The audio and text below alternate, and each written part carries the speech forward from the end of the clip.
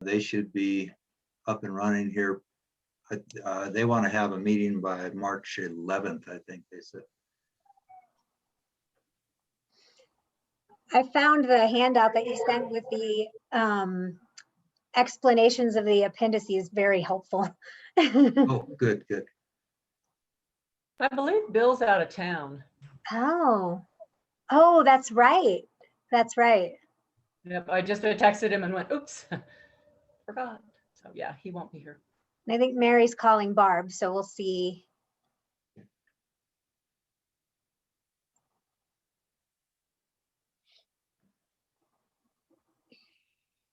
Hey, Corinne, I just wanted to thank you on the general plan on including some of my suggestions, and I really like what you added at the very beginning.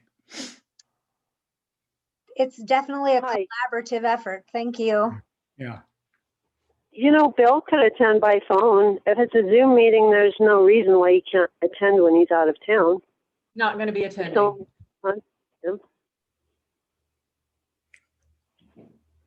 So you Tammy don't just said, have to live in to do Zoom. right, but there must be another conflict. Tammy said he stated he's not able to attend. Okay. And this is, I wasn't able to view the agenda, and I'm not able to view the whatever materials you're looking at. So what exactly is this meeting about? Is it just a work session, or is there's not a voting component to it, right? It's just a work session. It's just a work session to review the Municipal Code Chapter 18 update that was initially provided about this time last year, and to review and hear from the board any thoughts on the master plan update. Okay, because I think we're talking about two different chapters. Chapter 16 is the land use component that the Planning Commission does deal with. And the Planning Commission has nothing to do with Chapter 18. Although if this has anything to do with the building code, which is a secondary code that you adopt by reference, there's a process that's described for that in state statute. And it doesn't have to do with the Planning Commission. There's a noticing requirement in the newspaper, and it does go before the board for a secondary. This is only a working, this is just a work session, and the Planning Commission has, of course, there are community members, I'm sure, that are interested as well, but are also the primary driver of the master plan portion of the meeting. Oh, so the master plan, okay, but that's chapter 16 is the master plan. It doesn't have to do with chapter 18. Right. The two items on the agenda are the chapter 18 update and the master plan update. Exactly. So that's, how long do you think each one's going to take? I know someone who. I don't know. Well, I know. I mean, do you have a kind of an estimate? Is I don't know how big things are because I don't have the paperwork in front of me. So I was just kind of wondering if it was kind of the board part was kind of brief. 79 pages. Yeah. Oh, wow. Okay, thanks. Yeah. And the master plan, or the 18 section of it, is pretty small print. So there's a lot of information in that first section. Okay.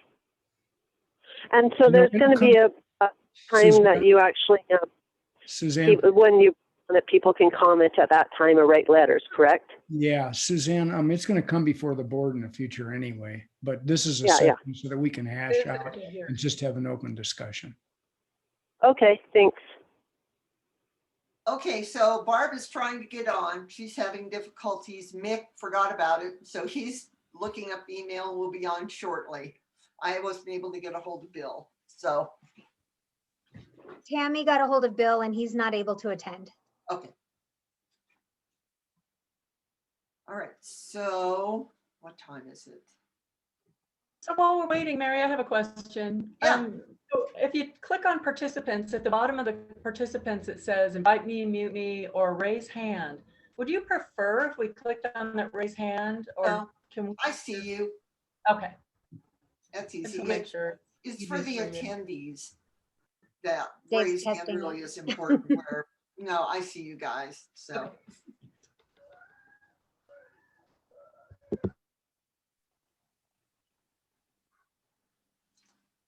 All right, we have an attendee with a hand raised. We'll take that question, and maybe I think we'll go ahead and try and get started. Okay.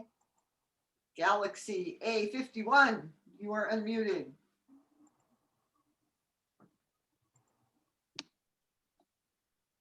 Do you have me? Is that Oh, you, Barb? it's Barb. Oh, yeah, I've been watching and pressing too many buttons. All right, great. We'll get you advanced to panelist.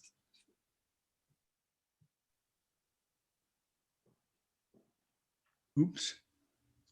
There she is.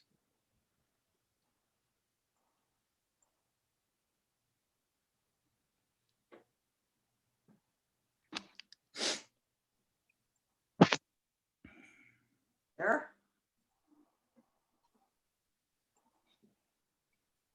She's there. She's just muted. There she is. Now she's not muted. I'm not muted, am I? No, you're not muted anymore. Thank you.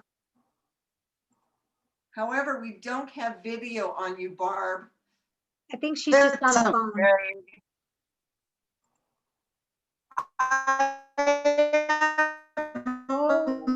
Comb my hair today. All right, I found that was.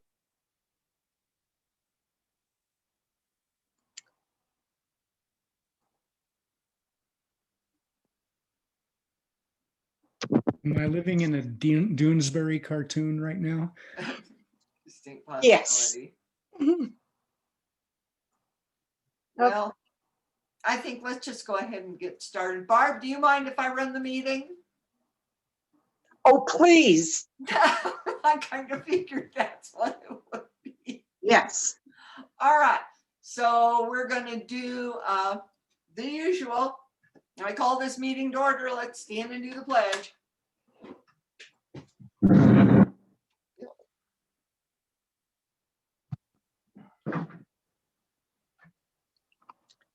I pledge Pledge allegiance allegiance To the flag of the United United States of States of America, America, America, to the republic public for which it which it stands, stands, one nation, under Nation, God, under indivisible, love. with liberty and justice for all. All right, are you taking minutes, Corinne? Amanda is. Okay, Amanda, you want to do roll call, please? Barb Peck, Present. Karen Budinger. Here. Monica Foguth, Here. Lucy Hunter, Here. and Mayor Bachran, Here. and Trustee Bear. Trustee Johnson.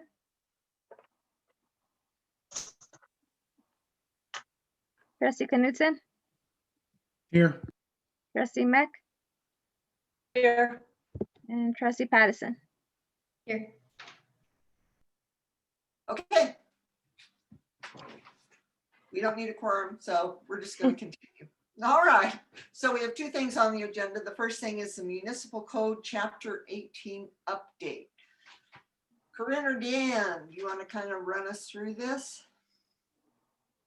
I'll open it up first, and I appreciate Dan being able to take the time to join us via Zoom for any of the specific questions, because while I have a cursory understanding and I've reviewed, doing any of the deep dive questions is definitely going to be in his arena. This is the same document that was provided. I believe it actually was February of last year that this initially went before the Planning Commission. And while it's not a requirement, the town chose to do that as just another way to get it out into the public and for it to be reviewed. And that portion, when it was given to the board and commission, was about double this size, because it actually included some recommendations that were specific to the zoning chapter as well, which is chapter 16 in the code. But ultimately, over this last year and everything going on, basically the direction consensus from the board was, let's get looking at the building code section specifically, look at getting updated to the 2018, which is what all of our neighboring communities that have building codes have updated to, and get that portion done. And we can always go back and address the zoning when we're looking at the other areas of the municipal code that the town attorney plans to have the board start looking at and going through the review process over the next year anyway. So this document, while it isn't new, it's probably been a while since anyone's really done a dive into it and looked at it. There are some specific comments and notes that are made on the margins as we go through. So if you want to look at those specifically, or basically, Mayor, I don't know if Dan wants to add anything to it, or if you just want to start at the beginning and go through those specific items and see if there's any questions or comments. All right, Dan, why don't you, if you have something to say generally, why don't you chime in? Okay. Well, the page I have up is after our roll call and everything, and it's the pages on the appendix chapters. I don't know if people are seeing that. As I told Corinne, it was very timely. We had a chapter meeting on Friday, an all-day meeting, and it was all about the appendix chapters. That's what it was about. I had already pointed out the many different appendix chapters for your consideration in the IRC, but in the IBC, I didn't really get into that much, but the class was very beneficial. I can't really juggle all the screens and put the electronic code book up at the same time. So just by memory, I'm going to try to give you some things, but the way it was set up before this meeting is that you were going to adopt all of the appendix chapters. And during that class, it was very apparent that we may not want to do that. There are some things that really that you don't want to adopt. And I can open up the book and give you a briefing on each of those if you want me to, or we can talk about it later. One of the appendix chapters that we are suggesting that you adopt is B as in boy, and that has to do with your appeals board. Because in section 113 of the building code, it establishes an appeals board, but it doesn't really give much direction on how they operate and all of that. I do think that appendix chapter may warrant some amending, because there are qualifications that are spelled out in there that maybe just a little bit too much.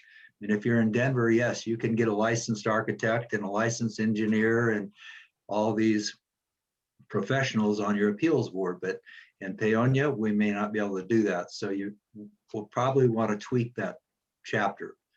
But I think the others, as shown there, are going to be beneficial for your community. Yeah. Yes.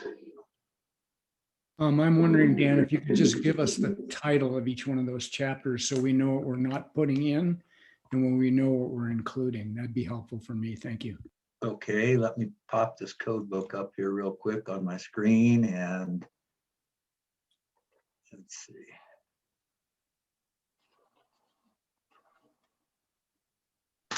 So Appendix A is one that we're suggesting you not adopt, and that's employee qualifications. And if you do adopt that, then, you know, I know you were trying at one point to say, hey, we just want a retired carpenter to become our building official, and we'll take it from there. If you adopt this appendix chapter, then legally you couldn't do that. They would have to come to the table with a bunch of qualifications. So that's going to help you fill the seat a little easier. So we're saying don't do that. Appendix B is the Board of Appeals I talked about. U is the agricultural buildings. I can't remember. Yeah, I think we're recommending, I can't see that screen now, so I think that's one that we're recommending you do adopt. And what that does is allow you to have greenhouses and agricultural buildings that are larger without having to put fire sprinklers in them. So that's a good one. Let's see. D is fire districts. We don't need to go there. E is supplementary accessibility requirements. That's a questionable one. I mean, chapter 11 is already kind of in your face. It's got a lot of stuff in there about accessibility, but the ADA standards, which are a federal law, are really far beyond that. So I look at our job as to help building owners stay out of trouble with the ADA and the Justice Department, because there are people circulating this country, believe it or not, that are hired by attorneys who say, yeah, here's your mission, go visit all these little communities, and if you find any violations, we'll sue them. And so that's just how it works. So if we adopt the supplemental regulations, it will help the building owners be cognizant of the additional requirements. And even at that, even if you adopt those, you're not complete with the ADA standards, but it's going to help the building owners stay out of hot water. So that one, you can operate without it. You can adopt it and say, yeah, we're going to help you even further. It depends on how you look at this. Some people say, well, this isn't a help, you're just in our face, but that's kind of your decision. So E is kind of up in the air for you to discuss.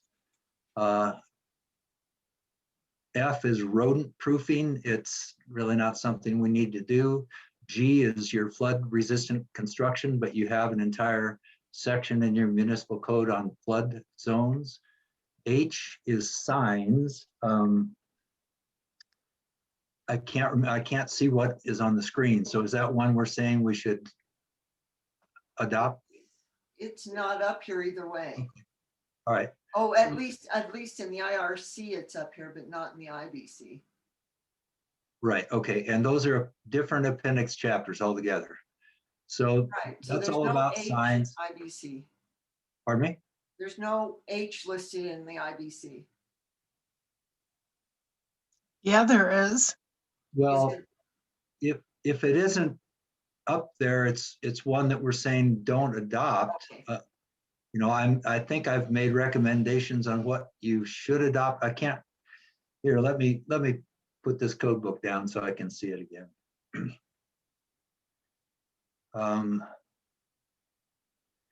Yeah, apparently it didn't get entered into there. Maybe I didn't give it to Karen correctly, or I'm not sure, but H is in the code book. I didn't get it on the screen. I apologize.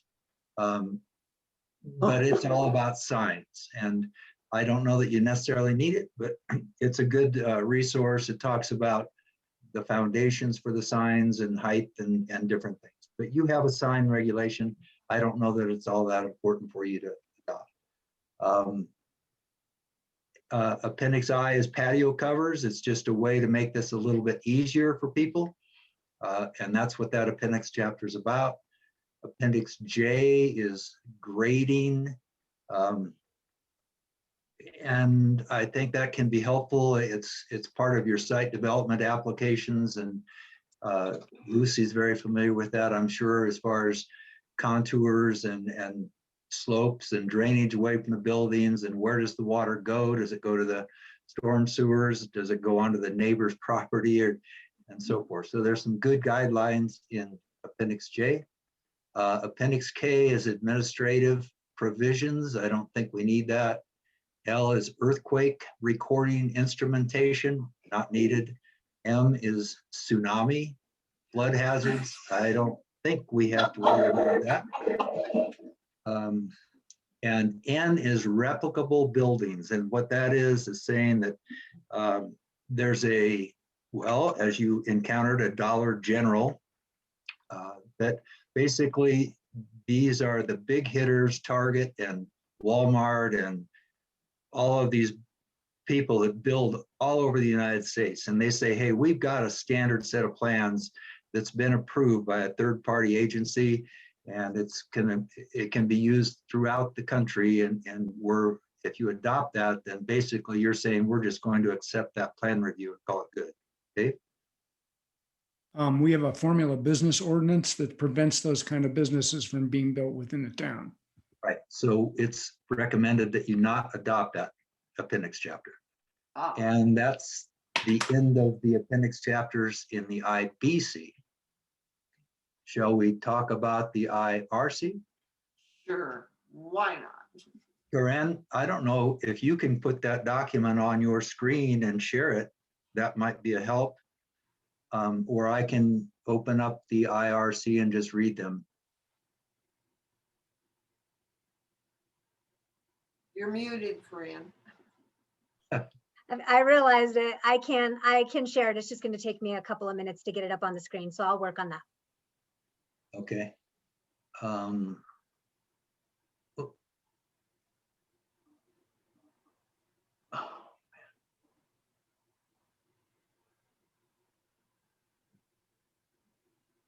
Let me get the IRC up here and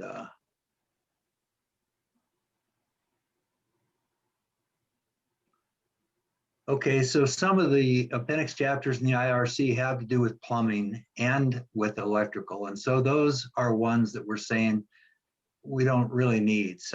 Sizing capacities of gas piping, venting systems, and so forth. There's an appendix chapter on mechanical draft and direct vent appliances, but really the codes always say you have to refer to the manufacturer's installation instructions. So those really aren't that important. There's a chapter or a section on manufactured housing, but we have in our municipal code a whole section on the state regulations and the installation guides for that. So we don't really need that. There's an appendix chapter on patio covers, same thing. It just allows simpler approval for that. There's a chapter on private sewage disposal, which is monitored by the county, so we don't have to go there. Appendix J, I think I did recommend that we adopt that. That's talking about existing building codes or existing buildings. Dan, could I interrupt for a second? Could you cite the actual letter number, not just the title? Because it doesn't help us when you tell there's a Okay. chapter on such and such, and you don't Okay. tell us which letter it is, because we're looking at which ones we should adopt by letter and Gotcha. which ones we should not adopt. And that'd be more helpful for us. Thank you. Right. In the worksheet that I had given all of you long ago, it's all there. So I didn't know what you were bringing to the table or not. So I'll start again. Appendix A is sizing and capacities of gas piping, not needed. B is sizing capacities, sizing and venting systems, serving appliances. I can't remember, did I say? Yeah, because we're looking at boilers and furnaces and all of that. The state plumbing inspector will look at gas piping to a boiler and gas piping to a furnace, but they don't look at the actual boiler and the furnace. So we do want that one. C is, that's your mechanical draft, direct vent, and we're going to go by the manufacturer anyway. D is recommended procedure for safety inspections.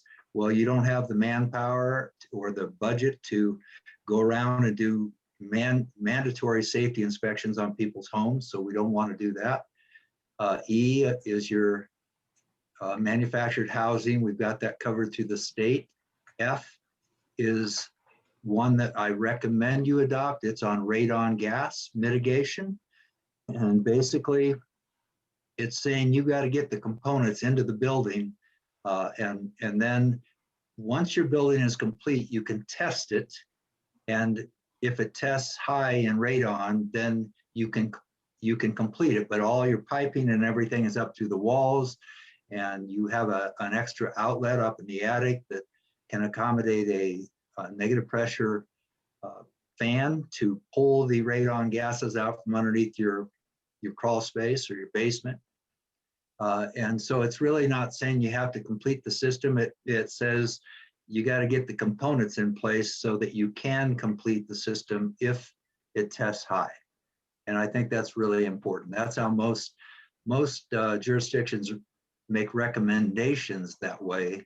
But if you don't adopt that chapter, you cannot require it. So that's up to you, F.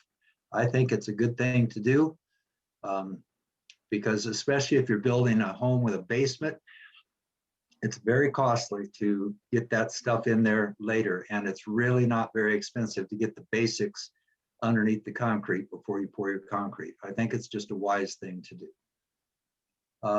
G is piping standards, plumbing again, so we're not going there. H is your patio covers. We want to do that. I is your private sewage disposal. That's handled by the county. J is existing buildings, and there's some benefits to that. Just like you've adopted an existing building code, that really is for your commercial buildings. So this chapter allows you to look at existing buildings for houses, and it's a real good tool to have. K is your sound transmission. And what that is saying, and it's one that I would recommend, is if you build a duplex, which is covered under the IRC, it's saying, hey, put some sound bats in that wall in between the two halves so that people can't hear each other's conversations. M, let's see, home daycare. That is an important chapter to adopt.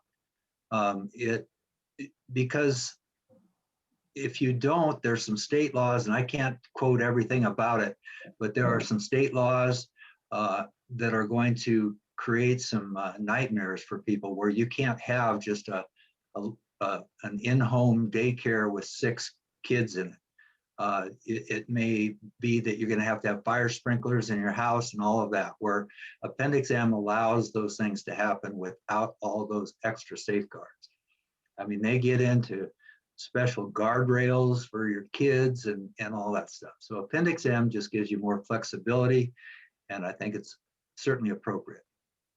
And it's not just me saying that. We have some people on our Colorado chapter that are on the legislative committee who attend all the legislative sessions in Denver. And they are the ones that are saying, we really need this chapter in place. N is venting methods. Don't recall. Oh, that's having to do with plumbing. That's your sewer vents and so forth. Let's see. O is automatic vehicular gates. I don't think we have too many of those in town. I don't think we have to worry about that. P is sizing of water piping systems. We don't have to worry about that. Q is tiny homes. Great chapter to have. It's kind of a trend, and so we need to be set up for that. R is light straw clay construction. That's another alternative construction. S is straw bale construction, another alternative construction. T is one that's up to you. What that is solar ready provisions, and it's saying Karen can't build a house right in front of Mary's south facing potential for getting solar gain in the winter. You know, I think Paonia is pretty in tune with this kind of construction and straw bale and all these energy efficient things. So if you say, hey, we want that in place, you can. Boulder, Colorado has that. They've had it for quite a while. They're kind of extreme by many people's standards, but it's there. So that's one for you to discuss. And that's the end of the appendix chapters. I have a Thank you very question, much. Dan. So on the Appendix T on the solar ready provisions, it's my understanding that also would require roofs to be built with the extra, not that it's much extra capacity, but additional capacity, so you could install a lightweight PV system on the roof. Well, I'm looking at it right now. Says, if adopted, would require an area be provided on the building roof that would accommodate solar equipment. In addition, pathways for routing of plumbing and conduit need to be provided. Oh, yeah, right. Yep, you're right. So that, that may be a little bit too much in your face, I think. I think we've got room here. You can amend it too. You can say, we're just going to leave we're going to skip all those requirements there, but we're going to talk about shading and make sure that there's setbacks and stuff that accommodate those things. So it's one to really look at a little closer. I don't know if the town has purchased a hard copy of the 2018 books yet. It would be nice to have those so you can look at those things. I've got it just electronically. I've just got it on my. Anybody would like to borrow a copy? Here you go. We've budgeted, we just haven't ordered yet. All right, do we have any questions for Dan? Yes, Michelle. I do have questions, but first I just wanted to mention that those, the 2018 codes are also available for free online. There are limits on how you can search them, but you can read them that way. Yeah, and every time I send an email, that's at the end of my email. There's a link to go right there, and you can read them all. You just can't print off of them and things like that, but they are there to read. So if anyone's ever seen an email from me, look at the link at the bottom of my email. Thanks for bringing that up. Any other questions for Dan about just these appendices? Karen? None. I don't know where we said signs. We did say signs someplace, and I know we had Deborah's signs and we had something that we did about signs. But from what I read, the one thing I really want is they've got that political signs can be posted 180 days prior to the election. I would like that to be removed to 90 days or something reasonable, and then taken down after 30 days. But I don't know where that is in this. We have it in our municipal code that we're going to look at as we go through. So, Okay, it will be taken care of elsewhere. Right. Okay. Okay. Any other questions for Dan on the appendices from the boards? Yes, Lucy. The only thing I was going to add in regard to the Appendix T for the solar, there is a separate provision in the town's ordinance, proposed ordinance, section 18, that talks about solar access protection, which is what you were specifically speaking to about not blocking the sun. So then maybe we don't need T at all. Right. Okay. All right. Yes, Michelle. Yeah, just a general question on adopting some and not adopting others.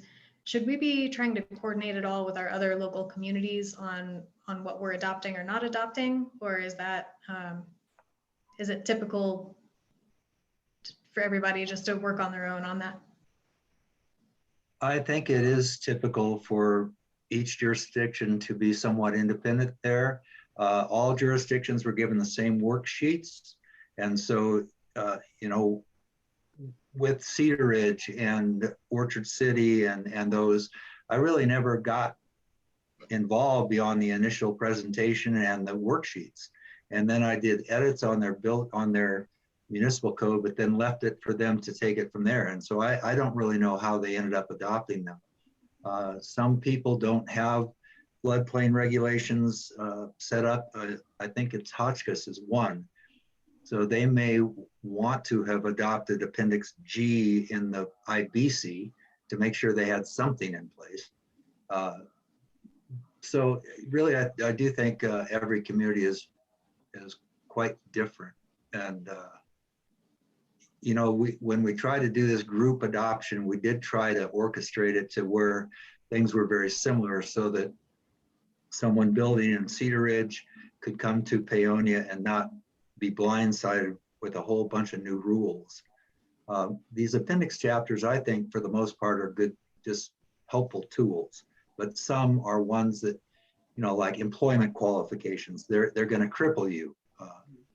Because when you send me down the road, which is fine, and we understand that that's hopeful, you want to be able to hire someone that doesn't have all those years of experience and certifications already under their belt. So mean, that's how I started. When I started with Delta, I had no certifications at all. I just had a lot of experience, and they said, okay, you've got a year to get your first certification. You've got another year to get your next. So again, there's some appendix chapters that are helpful. Some are really crippling. Thank you. Any other questions from the board? All right, Suzanne, you have a question. Did you say Dan? No, Hi. Suzanne. And now Suzanne, almost same sound. So the thing about the professionals, for the board, I realize, so it's an advisory board. It's not like they can vote to make decisions. But we're required to have the same professional building inspection services and the same code as a city like Denver. So it'd be nice to be able to have people who are qualified to not rule on things, but to advise on things. And there's no requirement in the International Building Code that says these individuals have to be people who live within the town limits. So if it's a board that could be opened up to the greater area, we might get a higher quality of people. It's really a board to help the people out. And so I think the highest caliber of people that we could find, the best. So do they have to be in-town residents? And then my other question is, okay, solar access protection, it's nice that the International Building Code addresses that. But where it is in chapter 18 right now, Ken Knight put it there. It used to be in our zoning code because it has to do with how you can use your property. It's not specific to how you build your building, the construction techniques. It's about placement. It's about land use regulations. And people, it's about a process that has to happen. If people want to do something different, if they want to ask for special permission. It's not as simple as just, oh, sure, in one meeting we can let you do that, or someone, they have to go through the process of public notice. And the same with flood plain prevention and steep slope development. Those two, I think we have floodplain in our zoning code still. I haven't checked it. But the steep slope development, there again, the building code addresses steep slopes, and it's how you can build, it's the depth of the footers, whatever. But the steep slope development in the zoning portion, if someone wants to go above a certain allowed amount, they have to have a special hearing for that. The neighbors are contacted. Stewart Ditch, if it's right under the ditch, they get to, everybody has a say. Everybody gets to state their concerns. And that's why you need that restored back to the zoning code. Get it out of chapter 18 and put it back into the zoning code. It sounds like it's covered in the building capacity in the building code, but we don't have it in land use right now. It was taken out of land use, and I don't think that's appropriate. And since we are working on the master plan right now, it's a really great time to think about looking at our comprehensive plan and seeing how comprehensive it still is. So I think, and then the thought about trying to coordinate it with the rest of the towns here. So, it would be more efficient if you do share building inspectors, if everybody's code was fairly similar. So it would be interesting to look at, so we might not be totally outside in left field with our code here. Other than that, I do appreciate some of the items that Dan has suggested putting in, and also some of the ones he has suggested leaving out. So thank you. All right, thank you, Suzanne. Yeah, Dan. I was just going to comment on that, and I think Suzanne has a good point. In these smaller communities, the Board of Appeals is a very difficult position to fill. And just as you are hoping to have one building official who can kind of roam the territory and cover all the different jurisdictions, which is great if you can. I think the Board of Appeals would be wonderful to be made up by people from the local jurisdictions. If you could get an architect from Cedar Ridge and an engineer from Paonia and so forth, because they don't meet often. in the 20 years I was in Delta, we never, ever had an appeals board meeting, not once. So it's a unique thing, but you know, these people, it's a commitment, and you serve at your pleasure. There's nothing that says it's up to how you set it up. Do you meet once a month? Do you meet once every quarter? Or do you just meet at your pleasure or when something is called in? If you could get a commitment from a different group of people that would be somewhat, you know, independent of individual community politics, it would be a good thing. It really would. So something to consider. Thank you, Dan. Yes, Corinne. I was just going to add along that it is, the town attorney is currently drafting a draft version of what that language for the specific to the Board of Appeals for the town council to take a look at. And so I was hopeful to have it actually on the agenda for the 23rd. I haven't received it yet, but it doesn't mean that I won't before I publish the packet. So I would think that language could be in front of the board and in the public packet as early as the next meeting. If not, then it would be the first meeting in March. Okay, thank you. All right, any other comments, questions on the appendices? All right, if not, then let's start moving forward through the document.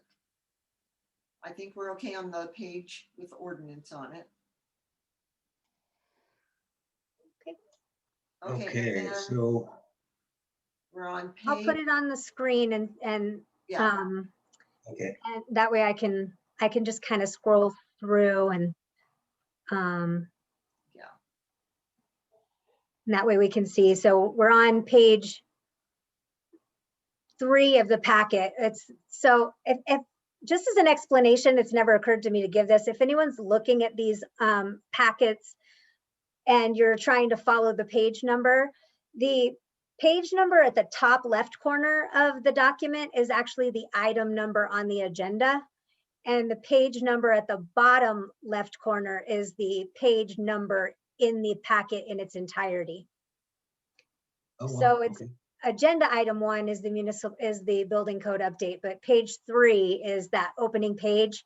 And so just explanation for the highlight, that's just shows when the last time a full codification was updated. And that will change as the supplements are prepared by Muni code once we supply it, whatever's adopted. Those numbers change automatically. Okay, on to the next page. So I'll answer some of these, Dan, and then some of them I'm sure I'll have to defer, but some of these are simple housekeeping. There was the notation to check to make sure that we still were quoting the correct statute, and last up check, that is the correct reference to the CRS code about building codes. And let's see, page. Oh. Michelle has her hand up. Okay, yeah, I can't see everybody, so. I know, neither can I. So because just I have to keep your shrink the board. screen. Board, if you want to say something, just say it, because like I say, I can't see everybody. Okay, so I had a couple questions on that section 18.130, and that's on, Corinne, that's the page you have up right now towards the bottom of it. Yep. Yeah, so the first one, number 4 under 18.130, section 101.4.4 is deleted. That section's about existing property maintenance. I'm just wondering the rationale for removing that. Okay, let me get my code book up so I can actually read it. Which 101.4.4? Yes.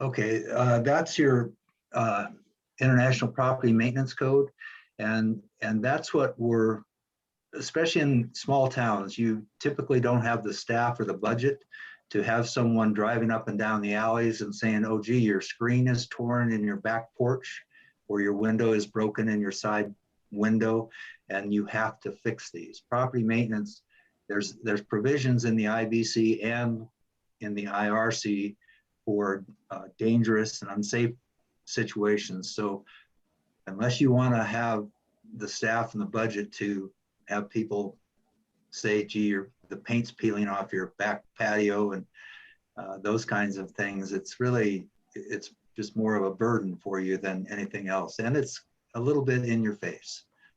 Okay, yeah, that makes sense. Thank you.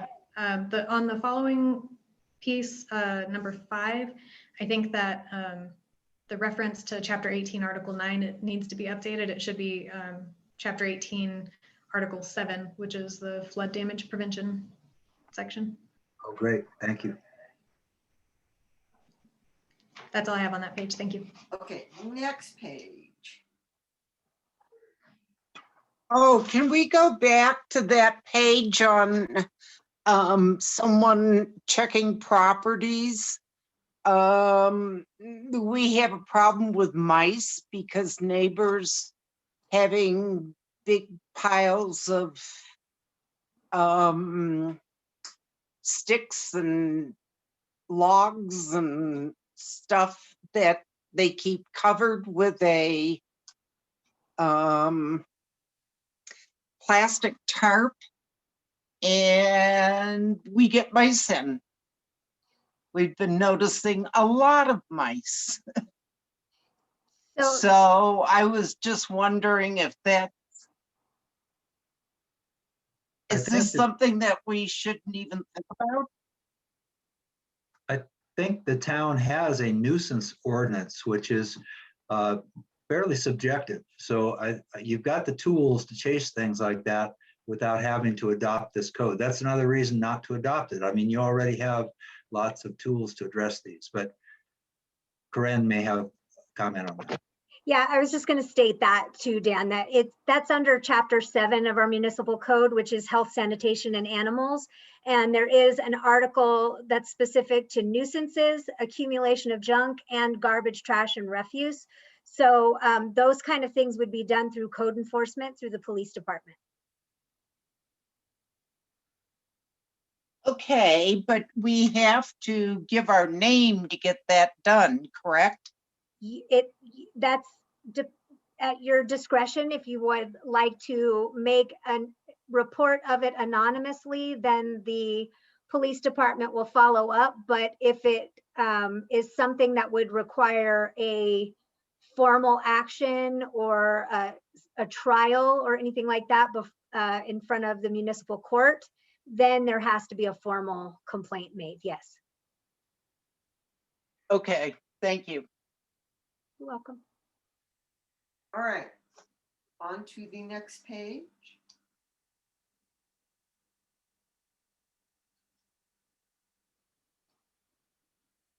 Okay. So I have a comment on this page as well on number 9. We've got a fee of $100 listed there, and I'm wondering if for consistency we could strike the exact fee and instead have language clarifying that the board will set that by resolution. And I think that appears in several places through the document. Okay. So if they're all consistent, that would be helpful. Okay.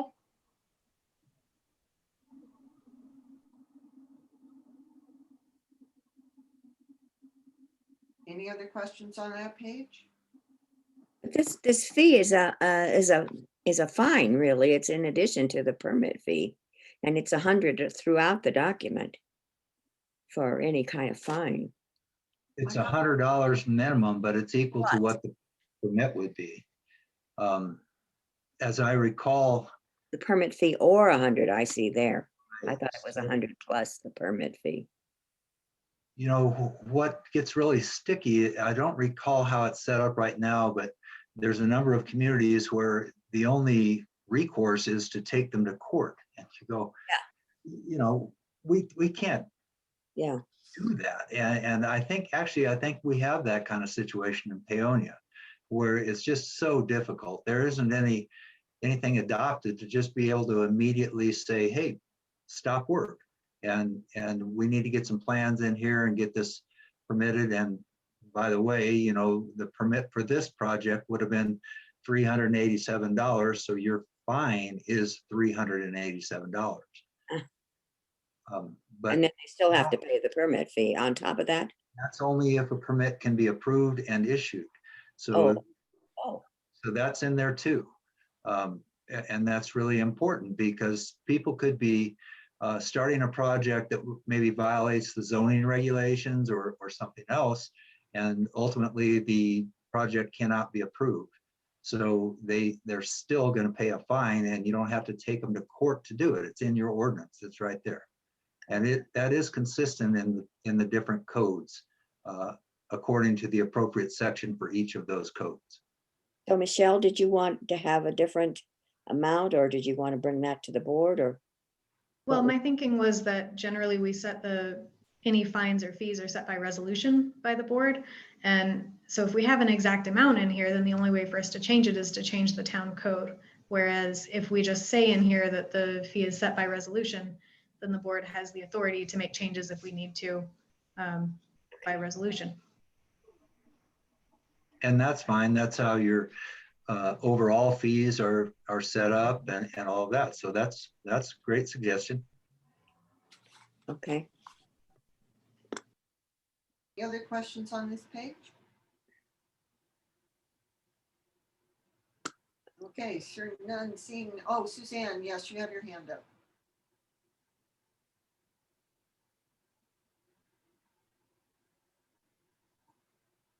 Who has their hand up? Suzanne does. I sorry, I didn't unmute.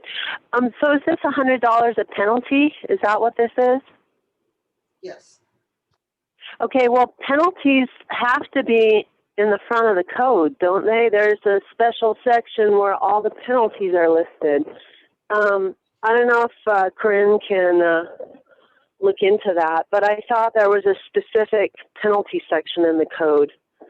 And I don't know, I don't remember it. I didn't catch this, so I wasn't able to prepare for that. But are you suggesting that you'd make the $100 like $10,000, you know, just so it's higher than the permit fee? Or, I mean, what I'm seeing here is the amount of the fee shall be equal to the permit fee. So in a way, the $100 is a little bit, we don't have permits that are only $100 anymore. So why even have that in there? Number one. And number two, I'm kind of curious if it's a penalty. There's a penalty section of the code that you have to have all the penalties and fines in. I believe it's in the very beginning of a code. So I'm not expecting an answer. I think it's something that needs to be investigated. Right. Thank you, Suzanne. Okay. And I actually have a question about 10 and 11, but I won't ask them until I guess you finish discussing that. Is that correct? Now let's take the questions as we get to the pieces. Okay, thank you. All right. If that's everything on, if you have any other questions or comments, please speak now on page 5. Well, okay, hearing none, let's move on to page 6. I was on page 5. I thought we were talking about the item. 10 and 11 sorry, are am the I- items Did in you want to blue. say something about item 11 on page 5? Yeah, about Okay, 10 and that's fine. 11, where there's a question there. It looks like there's a question, and I don't know if you've addressed that.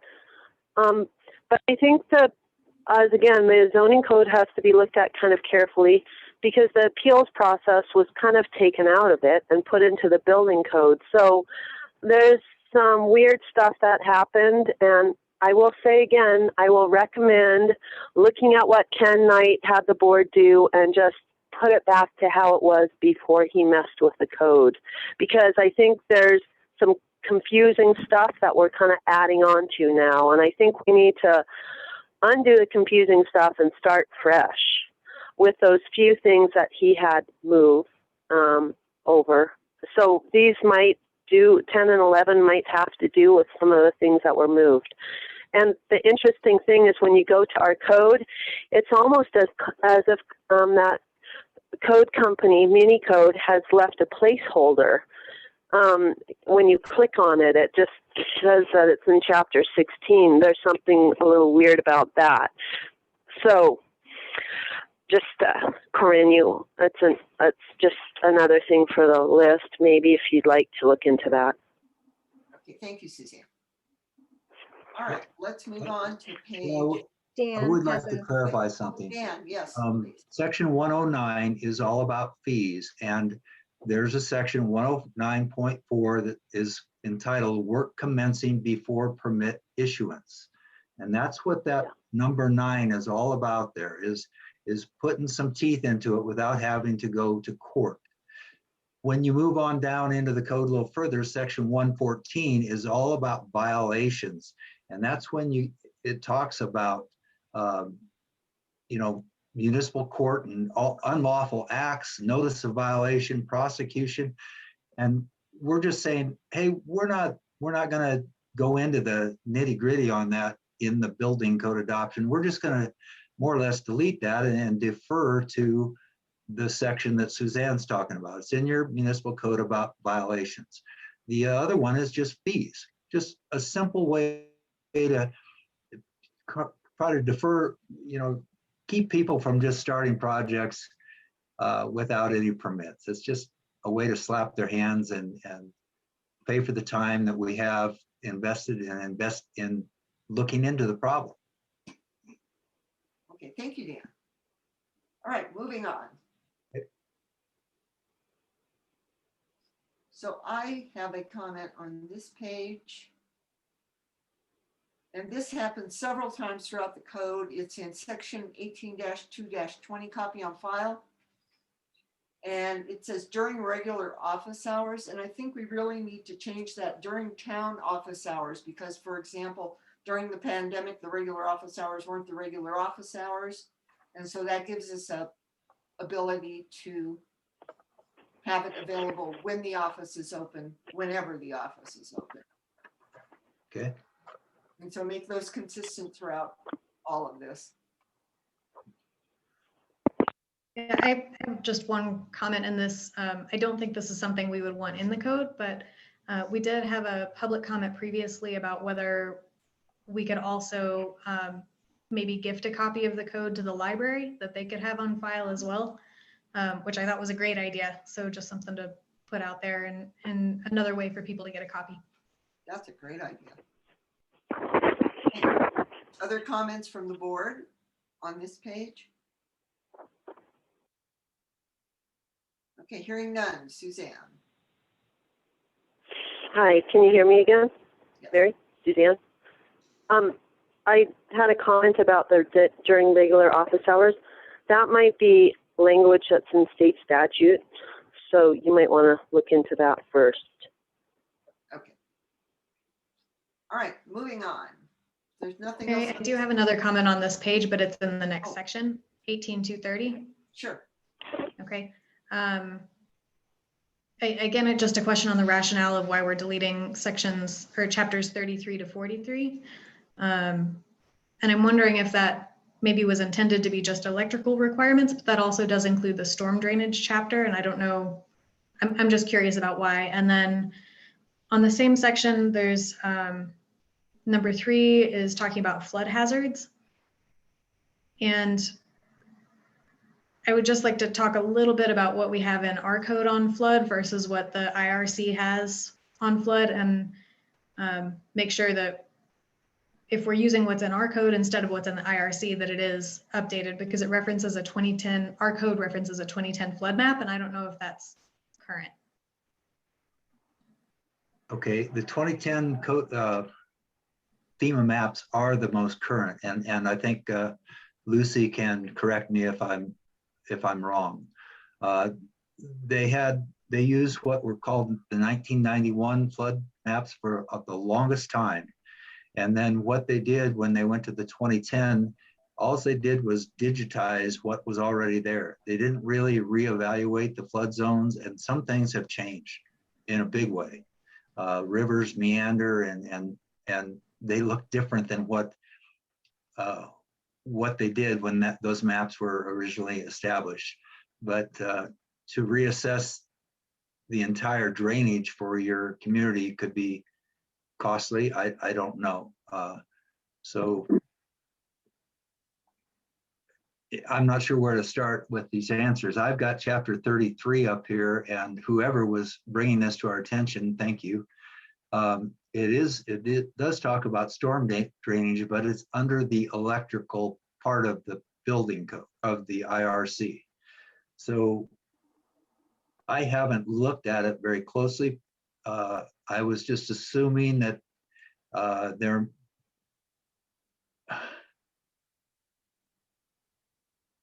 Well, I assumed it had to do with electrical considerations having to do with storm drainage, but there really isn't much to it here. So I don't know what to say.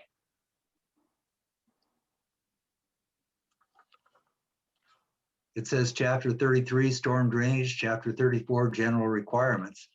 And that says electrical part, chapters 34 through 43. And those are the ones we want to get rid of, but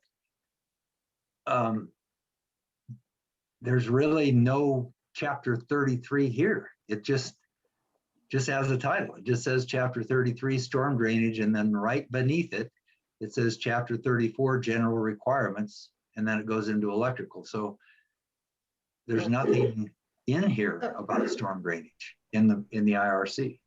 So I'm sorry, I'm looking at the IRC on the iccsafe.org website, and it may be just because it's a different printing, but it does have a chapter 33, and it's got a section on subsoil drains, and then a section on pumping systems and piping and pump capacity. So I don't know if any of that would apply to the town, but it's in the printing that I'm looking at, it's separate from the electrical section. Okay, and you may be right, but when you're talking about pumping and so forth, I'm wondering if, and the reason it's in my book, in my printing, it's under part 8 electrical. That's where chapter 33 is, and it doesn't say anything. So I'm just wondering if they're talking about sizing and wiring for these pumps. I really don't know, but if we need to look at a newer version of this printing and assess it, it might be important. I don't know. We can confirm that those references. Okay, Corinne, just for your information, the one I'm looking at is it says it's the 3rd printing from September of 2019. Okay.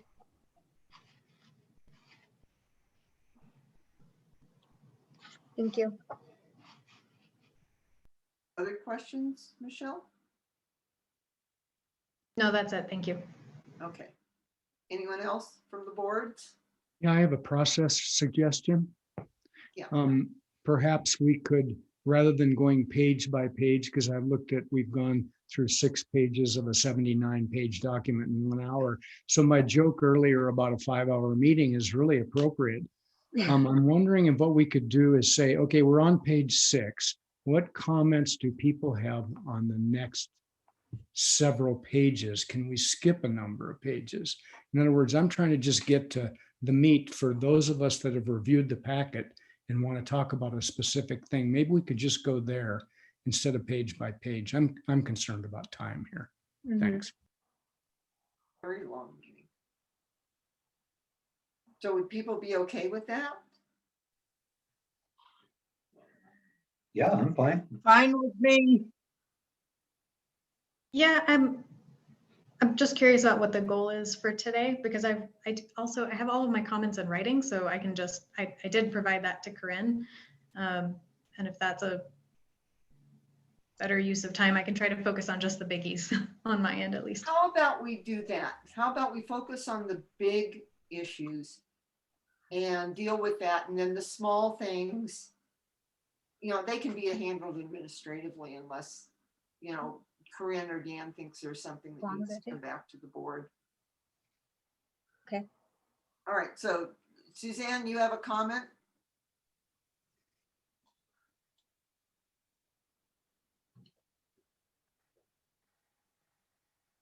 Sorry, it's so hard to hear sometimes. You got cut off, Mary. Yeah, so I guess there will be time then to submit comments from the audience then. I mean, you're just talking about submitting your own comments, but I would like to know that you're open to hearing things, because I'm going to keep harping on this, the fact that the zoning code got chopped up.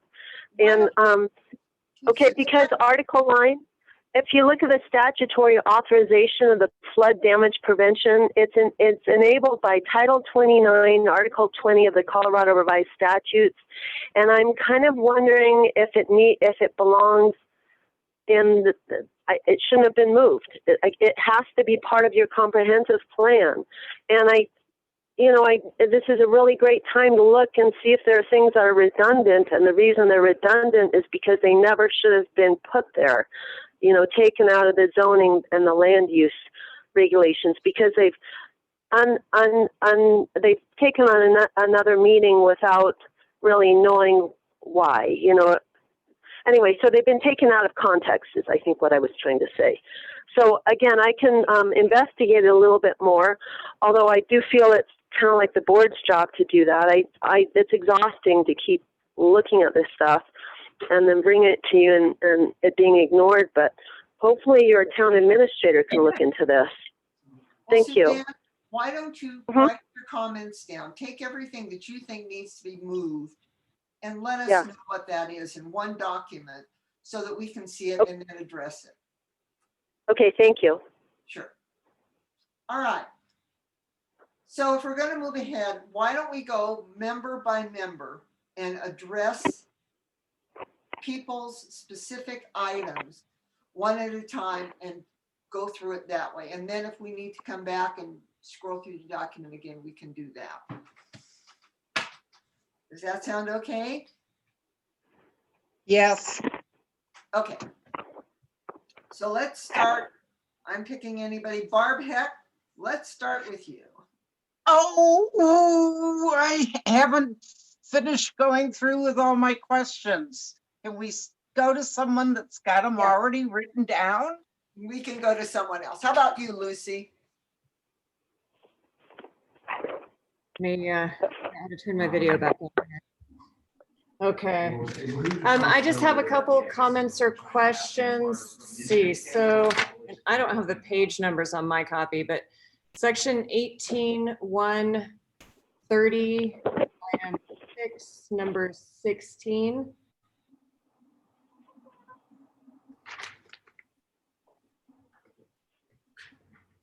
It's about reciting. There we go. Yep.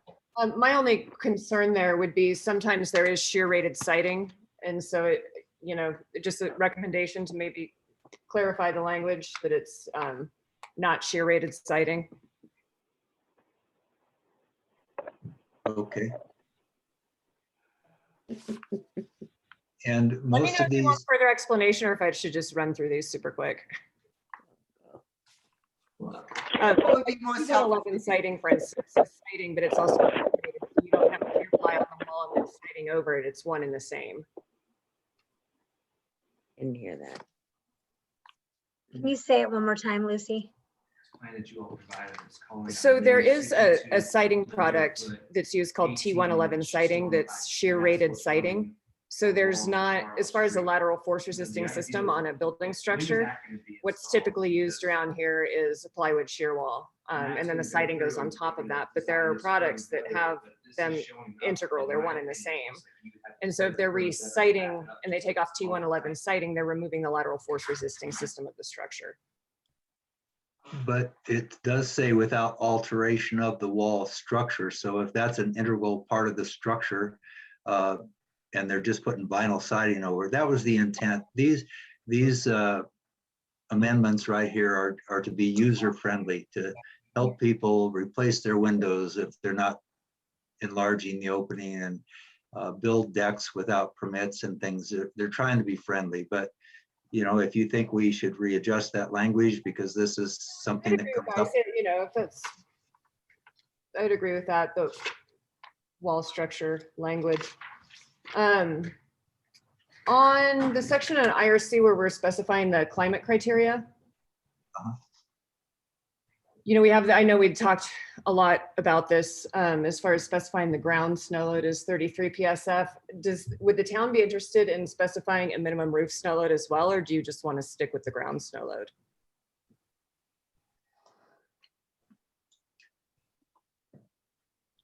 Well, I don't know how, Okay, so when engineers are developing a roof snow load from a ground snow load, there's a lot of different factors that are taken into play. A typical conversion factor is 0.7 going from ground to roof snow load. But then there's also exposure and temperature and risk factor categories that if they're applied wrong can reduce the roof snow load beyond what it should be reduced to.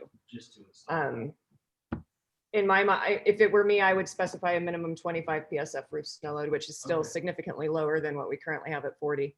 Understand, okay. I think you're the expert we should all defer to on that. If you think there's a better way to state that, then we should probably do that.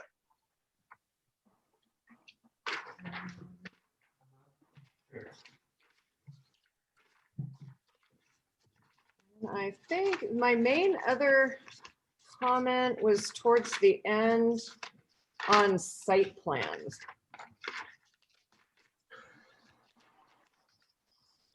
Let's see here. Section 181050. No, it's beyond that, sorry. 181210. Oh, we're way down there. Okay. It just seemed like a lot to ask for a typical site plan. And to me, it says all applications for building permits shall include a site plan, and it lists the criteria. But to me, so you require a building permit for an accessory structure that's beyond 200 square feet, and it's going to require a drainage plan on the site. To me, items 7, 8, and 9 would be more specific to more involved development.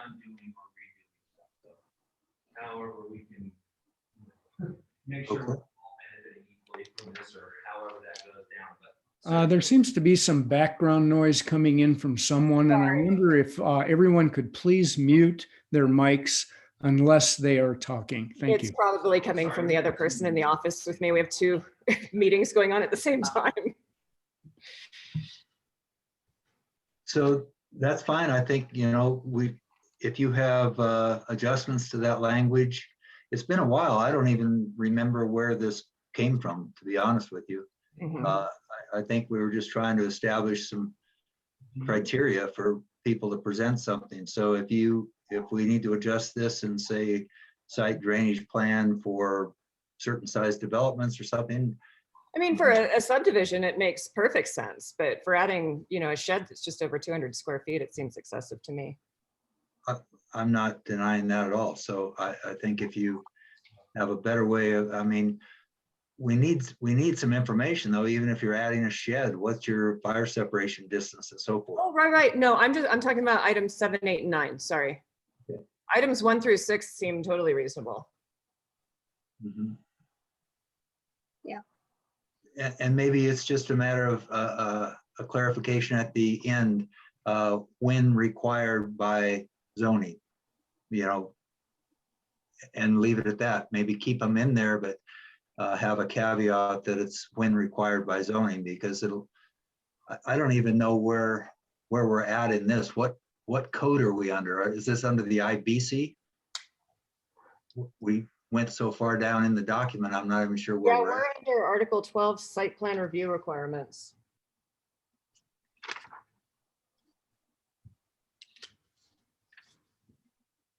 Okay, well, I'll have to default from that and schedule those.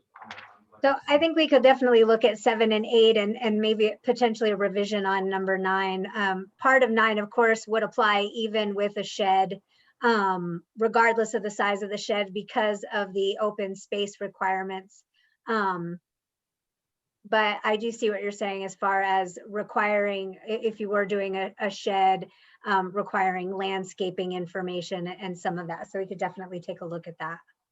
And even like when I do new construction on a new residential house, I'm trying to remember the last time I was actually required to provide site drainage for something that wasn't a larger, either commercial or a subdivision. So the reason I'm caught off guard a little bit here, I was told to just go down to the start of the sign regulations, and so that's why I'm a little lost here. Go, whoa, where are you in this document? I didn't really even look down there. Page 46. Yeah, so I wasn't even expecting to be talking about this part of the document, but it's fine. I'm just, that's why I'm lost. I'm going, where are we at? Yeah, that's the last portion. That's probably why if it got cut off, because that's the last article. Still good comments. I understand what you're saying, and it's fine to adjust that. Yeah, I'm done. That's my 2 cents. Okay, thank you. All right, let's move on. Dave. I just want to ensure that the GAPS committee is real clear about how any of the changes we make in this might affect their future plans for ADUs. Like for instance, some of the foundation stuff and things like that. There's a requirement for a engineered foundation plan, and I'm not remembering exactly what page that's in. Let's see if I can find my comment. But anyway, I just wanted to make sure we were being really careful about not putting onerous requirements if we're going to allow ADUs. And that draft ordinance is in the packet for Tuesday as well. So it's a perfect time while it's fresh in everyone's mind to look at that against the section you're talking about. Okay, and I'll find it later, but I found it. It's on page 6, the beginning of the document, and the very top of that page. It's right above Article 2. Just says all foundations shall be signed by an engineer registered in the state of Colorado. Mm-hmm. And, you know, a lot of these ADUs are going to be pretty standard kind of plans, and I don't know if that's going to be necessary. Just a thought. That's all I had. Thank you. All right, thank you, Dave. All right, Monica. Hi. So I didn't see anything that really stood out to me that I had a specific issue with, except I just read through it, and all the adjustments, the only thing I would lean towards is probably to be a little bit more lax and lenient. I think that when you have a lot of code, it can be more difficult on people who are lower income to meet those requirements.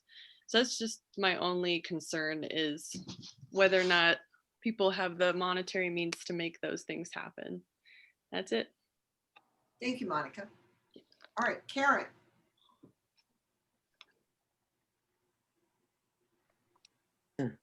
I said about the signs, that was my big bug. But on the other things, I was concerned about some of the comments that are, this is up to you to decide. And I would think that we would rather look at those kind of things where the comment was, you can have this or not, you have to decide. I mean, that's what we have to do. And, you know, some of the plain comments that, yes, you want this, yes, you want this, no, you don't. I would go along with all that. But the ones that are left open, I think we should take care of. I don't know where they are either.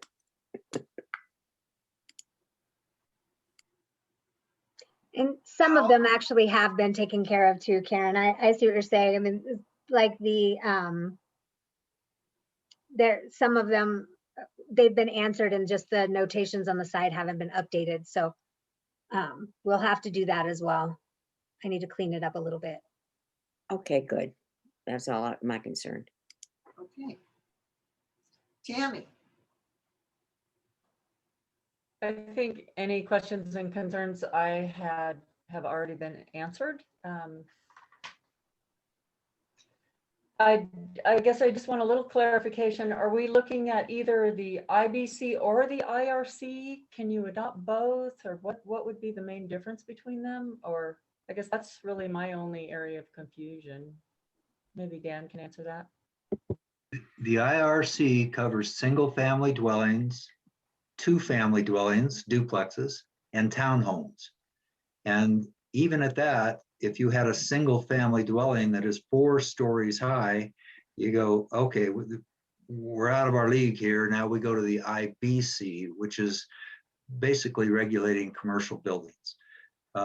When you get into commercial buildings and you have mixed occupancies, which you even have them here, you've got the laundromat that was just remodeled, and it's got an assembly use, it's got a business use, the laundromat, and it's got a private residence. Those kinds of mixed occupancies are regulated in the building code, not in the IRC. So you kind of need them both. Makes perfect sense. Thank you. Mhm. And Dave, back to your comment about foundations, I'm reading that now. All foundations submitted for habitable structures or additions to habitable structures, excluding patio covers, carports, and so forth. I feel it really is important myself. I would appreciate Lucy's comments on that, but in the old code, you had this in the appendix of that code, so it was always there. It's just better spelled out in the adoption here, because that appendix chapter in the old municipal code was all over the map. We had different frost depths on different pages, and it just wasn't very well articulated. So if Lucy has comments and maybe suggestions on this as a requirement, I'm all ears. Lucy, do you have a comment, or would you like to? I'm looking at Montrose County, for instance, which I'm sure you're familiar with, Dan. They list standard foundation designs and they have limiting factors. I mean, the town could certainly provide something like that. We've already, we're specifying a frost depth at 24 inches. That seems reasonable. And then, you have a minimum footing size, 12, 16 inches with minimal reinforcement. And, we can show what that can support and just say, within these limits, like in Montrose, they have a sheet in their building department packet that it shows a detail of that footing and the limitations for that. So, I mean, you could do something along those lines. And I think that's fine. If the town wants to go there, they may want to hire you or someone to provide those guidelines to alleviate that burden on the citizens. Me as a building official, I don't know that I want to be the designer of their foundations. So I think the safe thing for me and for protecting the town itself is to require the engineering, unless we have something that we've adopted that has been developed by someone of your expertise. Okay, thank you. All right, Mick.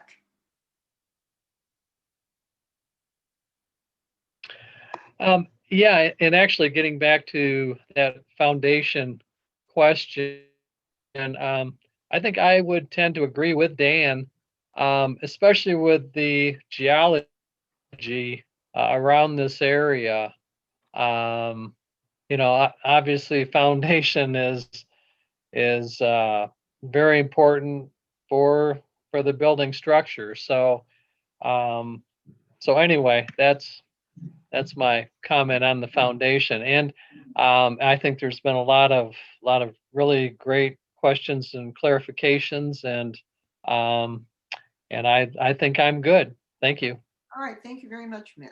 All right, Michelle.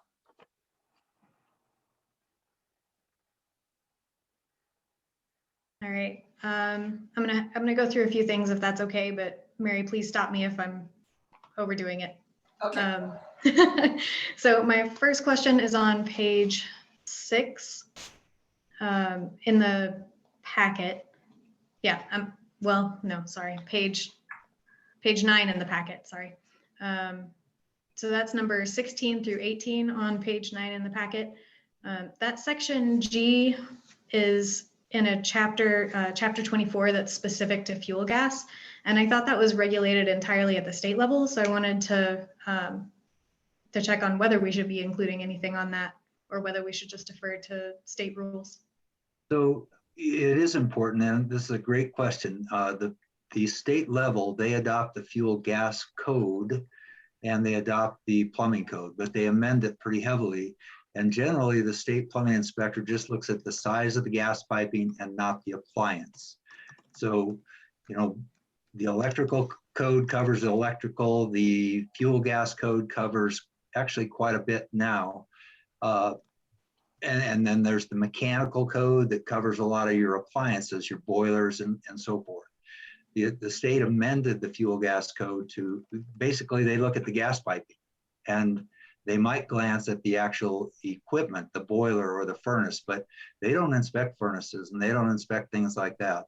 And these unvented room heaters, they have oxygen sensors on them that when they go, oh man, our oxygen is being depleted here, we better shut this baby off. Well, those oxygen sensors fail at certain altitudes. And we're within the safety of that. I think it's at 7,000 feet, they don't work. But it's really not advisable by anyone I've ever talked to, anyone in the chapter. Almost every jurisdiction says, no, we're not going to allow these. So it's just a safeguard to protect our citizens and you know, cover our own tails here. Okay, thank you. That makes sense. Okay. My next question is on page 13. And this is, I believe this is within, we're talking now within our own town code. So near the bottom of page 13, 18.550, section B would eliminate any home smaller than 600 square feet. I think we should probably remove that with the conversations we've been having around accessory dwelling units. Otherwise, that language would prohibit a lot of those type of units.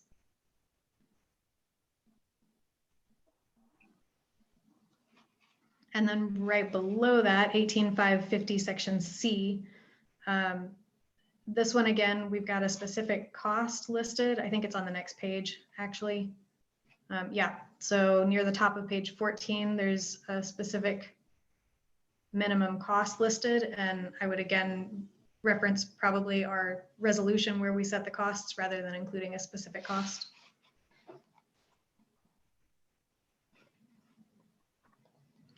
And then I have a comment. Okay. Sorry, go ahead. But even that sentence recognizes the resolution. It says a minimum of $300 or otherwise in accordance with, and the reason that was put in there is because the way it was written before, there was a $50 fee, and it didn't matter if it was a manufactured home that, you know, you guys were paying me 3 or 4 trips to go do these inspections on this thing, and the city collected $50, so you were losing money on it. So we were just trying to put a minimum on here, but also with respect of the resolution. So if you feel like that minimum is out of place, then that's fine. I don't know that it would hurt anything to leave it there, but I'm just telling you, explaining where that came from. The town was losing money based on their old fee schedule.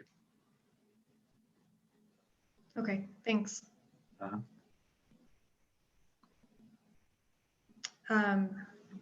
Okay, so the next section I had a comment on was the signs, similar to what Karen mentioned.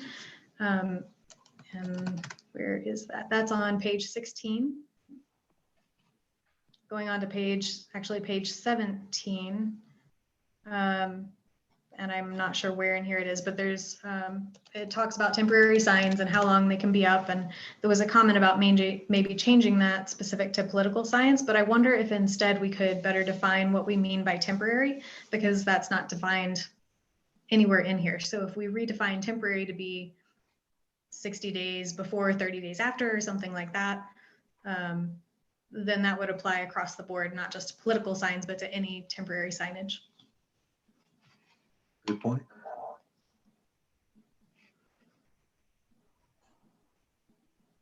All right, and I'll check with Bo on that one as well and make sure that they're, because I believe I've heard reference to statute when it comes to political as well, and so we'll try to make sure that those line up. Thank you. I'm just thinking about a for sale sign, which might go for longer than 60 days. Or, and it's and that's addressed in another area. Yeah, it's specifically listed as real estate. Yeah.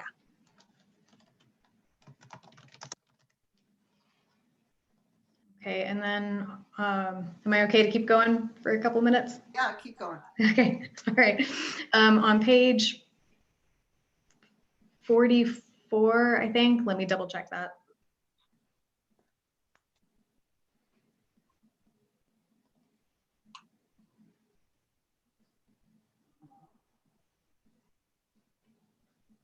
No, sorry, I'm trying to find Article 10. Yeah, okay, so page 44, Article 10, Supplementary Regulations.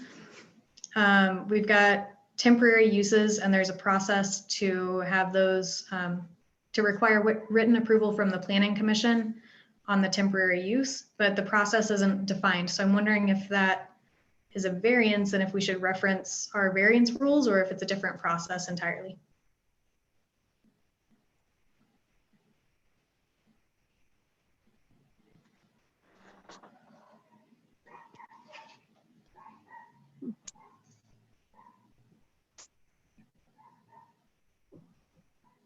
I don't think that's in my purview, so I will defer to whoever else may be addressing that.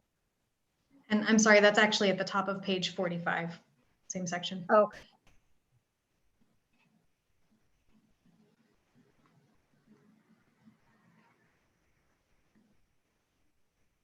The radio towers and things, are you talking about?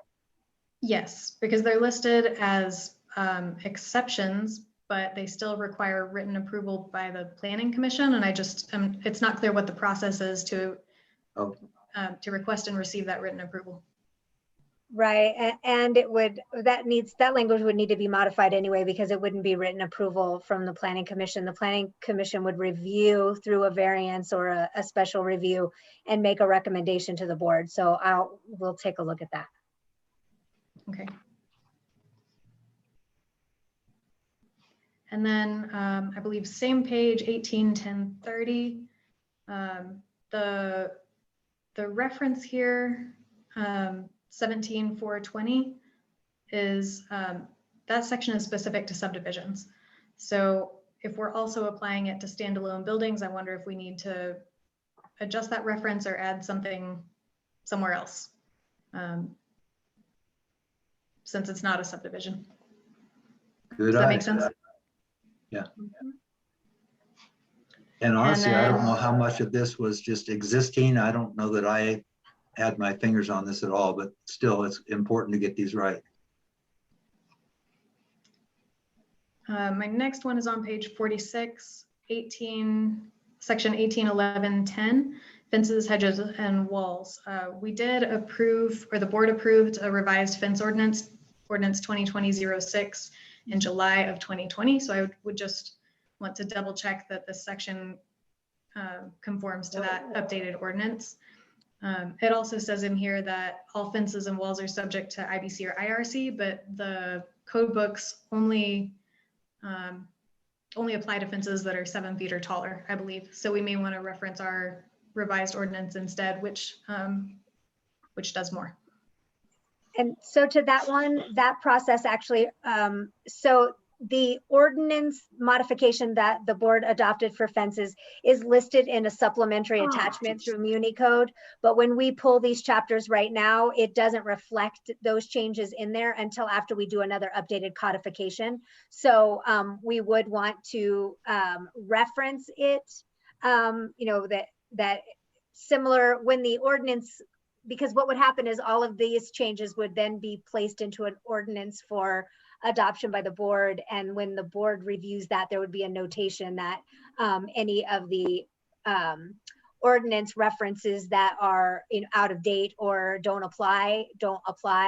And then we are going to update the codification this year. And when that happens, it actually will automatically update that and then reference the updated ordinance numbers the way that the ordinance numbers are referenced now under each section. Thank you. And may I comment on that, please? So when it refers to the IBC or IRC, there are amendments to each of those under the exceptions to permits. And the new codes do say 7 foot high. We've amended that to say 6 feet high, which is what the codes used to say. And that's what your ordinance says. And really, when it says it's applicable to the building codes, what it's saying is, if you exceed that 6 feet high as amended, then it's now a structure. And you have to meet setbacks. If that thing is 8 feet tall or 10 feet tall, you're meeting your setbacks just as though it was a building. And it has to resist wind load so it doesn't fall down on a child's head, things like that. So basically, the IBC and IRC say, hey, as we have amended them, say if it's less than 6 feet, you don't need a permit. But you get bigger than that, you got to have a permit, and that's a structural deal. So this is kind of meshing with that. Just letting you know. Okay, thanks. And then I have just one more. So on page 48 of the packet, number 4, there's a suggestion to consider adopting a fee table, Appendix L. And the GAPS committee did present an alternate fee structure to the board. I believe it was late in 2020, and the decision at that time was to wait until we had gone through this building code update and then review that again. So I would like to see us hold off on adopting a specific fee table until we can revisit that. Yep, and I have other comments that have been submitted for that as well. So yeah, and that's not actually part of the adoption. That was information that Dan provided that's separate than outside of our actual building code. Okay. Well, that Appendix Chapter L is in the code, but I have provided Corinne with some much simpler fee schedule that is user friendly for everybody, and it's one for you guys to consider. Yeah, thank you. So yeah, that Appendix L should not be adopted. And that's all I have. Thanks very much. All right, Barb, you're back up. Oh, good. I've got just a few. Let me write this down so I remember it. Okay, the one thing on the political signs is, it's my understanding that there's several flags flying and pertaining to politics. And is there anything that can prevent, and I'm no prude, but language on some of them? When it's on public property or in the town right of way, yes. But when it's on private property, there are protections in place for that. Even if it's near a school or where kids walk all the time? To my knowledge, currently, yes, that is protected under the First Amendment. Yep. That is my knowledge as well. Okay. All right. One of the things, and I haven't seen it, but that might be my problem, is setback on ridgeline building. Is there anything that addresses that?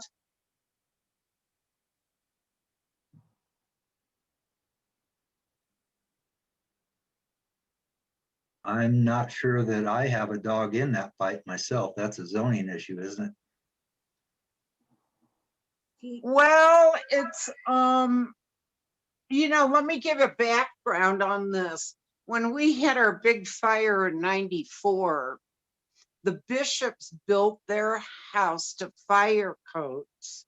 And the only thing and they're not in town, but the only damage they had was a few windows burned out. Whereas I worked with the county on this, on ridgeline building. And if you have a deck that overhangs the side of a hill, you're prime for fire, any problems with fire. So I don't. Go ahead. There's another code book called the Wildland and Urban Interface Code. And that's what that's all about, is fire safety from wildfires. But typically within a a community like this, an urban, more urban area, most jurisdictions are not adopting that code. Not saying it's a bad thing. There's some great guidelines in there if you want to look at it. It's something you could look at and maybe adopt later. But that's where those kinds of things are addressed. But you couldn't put that code book into our building requirements. Well, you could. It's just another book to adopt. So right now you're considering adopting the IBC, the IRC, the IMC, all those different books. Well, that's just another book. And it's not to say you can't adopt it at another time. If you want to get all of these that we have under consideration now, get them through the process and then maybe look at that. Okay, I understand that. Thank you. That's all I have. Everything else has been really addressed. Okay, thank you very much, Barb. The only thing that I have is under signs on page 17, and it just talks about vehicle signs, and it just doesn't seem appropriate.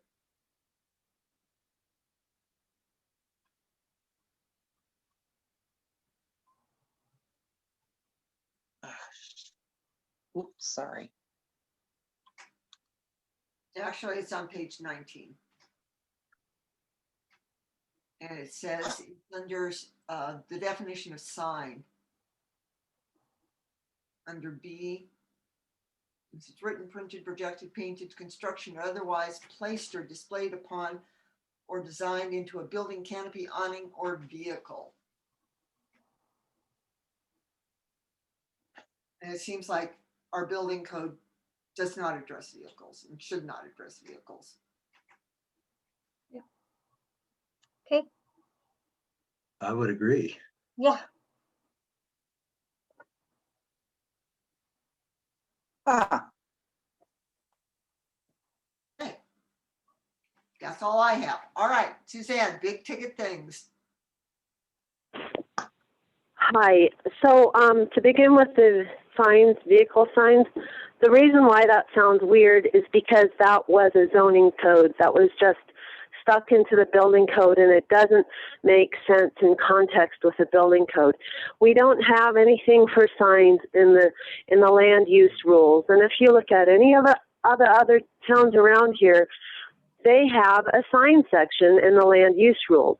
So instead of wasting our time just trying to change them more, we might want to just look at putting them back. The ridge line and that comment that Barb had, that could be incorporated into the steep slopes development. That if developing on steep slopes and greater than a certain percentage, it needs to go to the Planning Commission. Steep slopes development used to be a portion of the zoning code before it was stuck into Chapter 18, where it doesn't make sense. It doesn't belong there. There's a section in the building code that addresses the physical building of structures on steep slopes, but we used to have something in the zoning code, and it got put into the building code.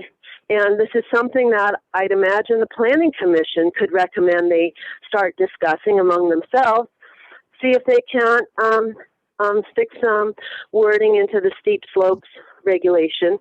We do have the edge of Stewart Mesa, or Lamborn Mesa up here above the Stewart Ditch. That is in-town property, and as you see people annexing around our town more, you might find that you have ridge development issues, but that would be a land use issue, and that does belong in the land use code, which is Chapter 16.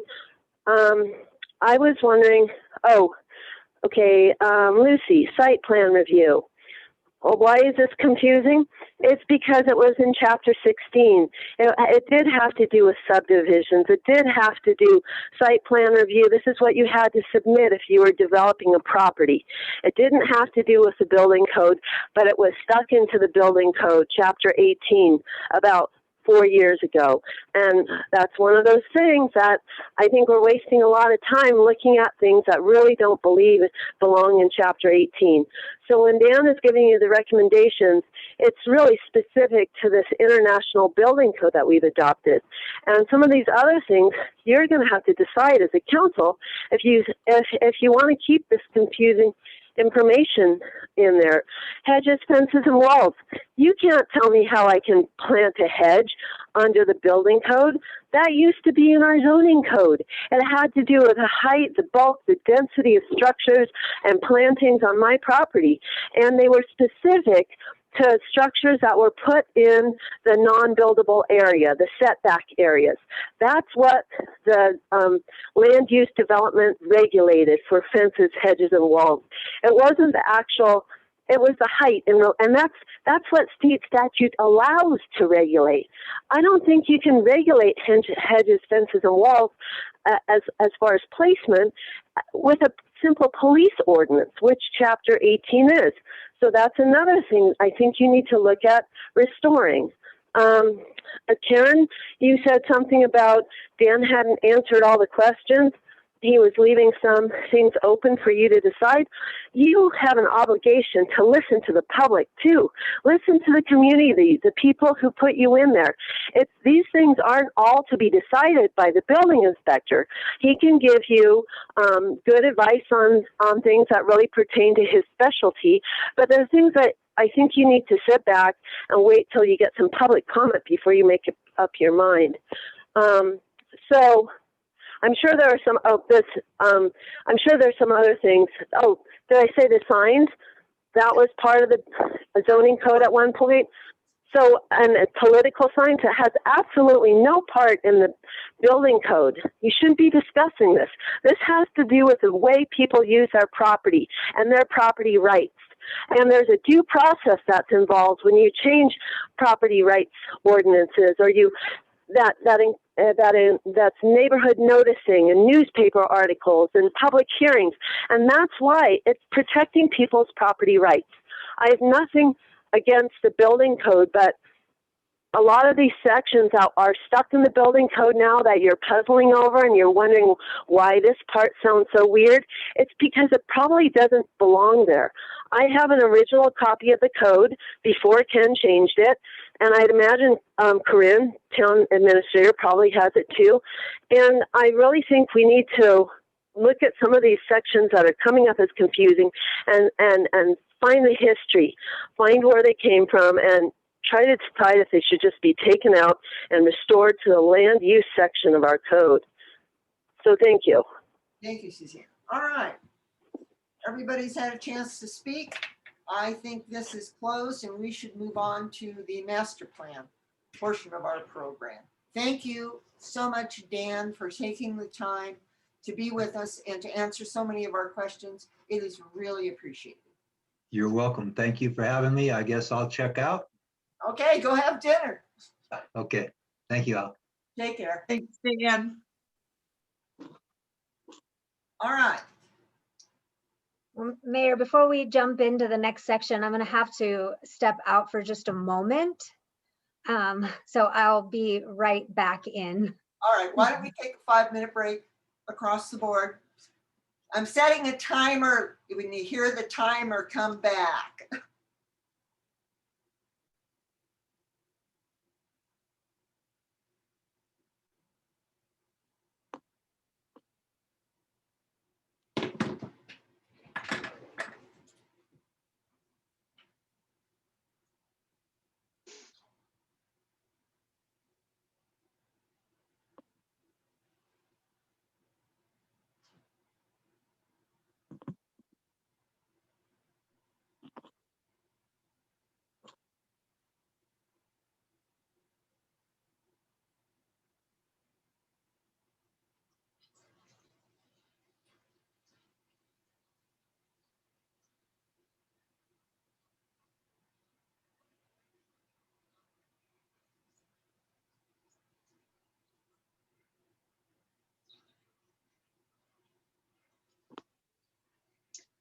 Now we go to the master plan. Mike, I think we're going to do Mexican. Mike? Is it all right if we do Mexican? Because now we have to do the master plan. Okay. Yeah, let's do Mexican. Oh, We're on a 5-minute break.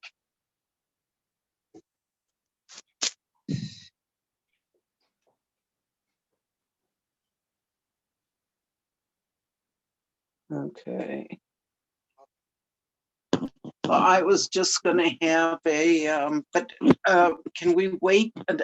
Oh, Yeah. it's 6:30. we can wait. We'll wait. Oh, this is Susanna. My personal property. Ooh, probably people.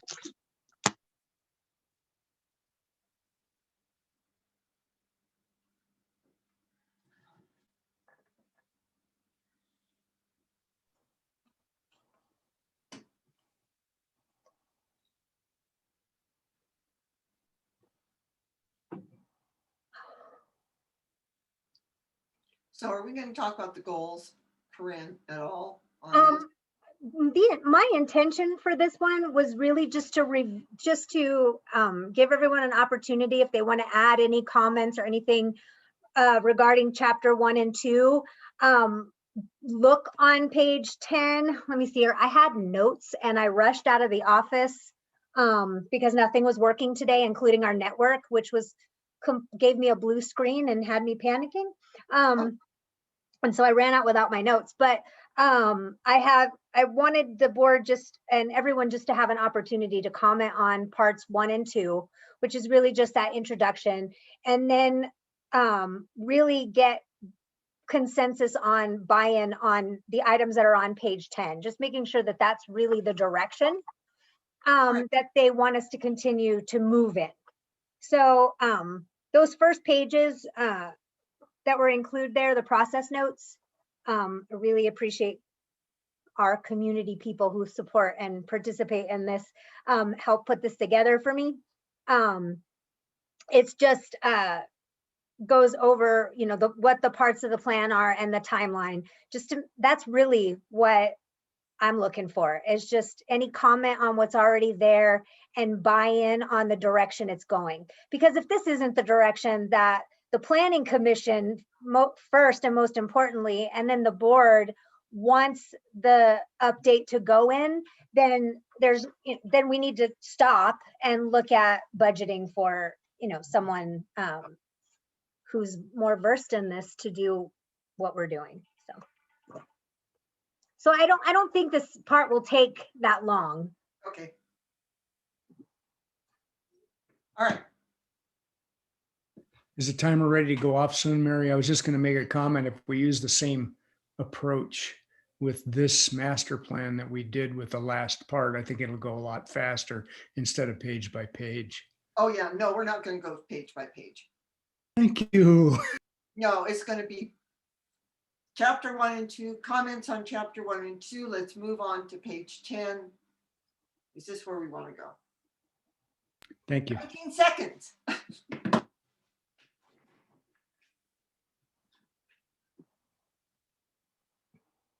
My stomach is growling. Oh, yeah. My granddaughter keeps knocking on the door going, can I come in there with you? I want you. And I have to keep, no, sorry. Our 5 minutes is up. All right, stop it. Stop. Okay. Where are we missing? We have Lucy. Barb isn't on. Mick. All right. Yeah, Barb's there. I just muted her. Okay. During our break. If we're okay, then I say let's get going again. So we're back in session. Okay, so this part, again, I think is a pretty quick review of what we've been doing. This is ultimately, and again, I apologize, some of you might not have heard, I had notes and things did not go well today at the office, and I left without some of the notes that I had planned to touch on, but ultimately, what I was looking for was just a consensus on how everyone felt about the direction that the update was going. And in that more, the 30,000 view of just kind of defining the history, updating the definition of the history of the town, and then really setting what those 5 parts are, which are outlined on page 10 of the master plan portion only. It doesn't, the copy that I have at home is not part of the packet, so it doesn't have page numbers. See, so now I'm already violating my own request. I was gonna It's say, page 65 on the packet. Thank you. So really it's just open. What we're looking for is just the planning commission, most importantly, because the planning commission is supposed to be the driving force behind the master plan and master plan update. Just to make sure that you're happy with the direction it's taking and that you are buying into the parts of the plan, because this process is a little bit different than a usual process.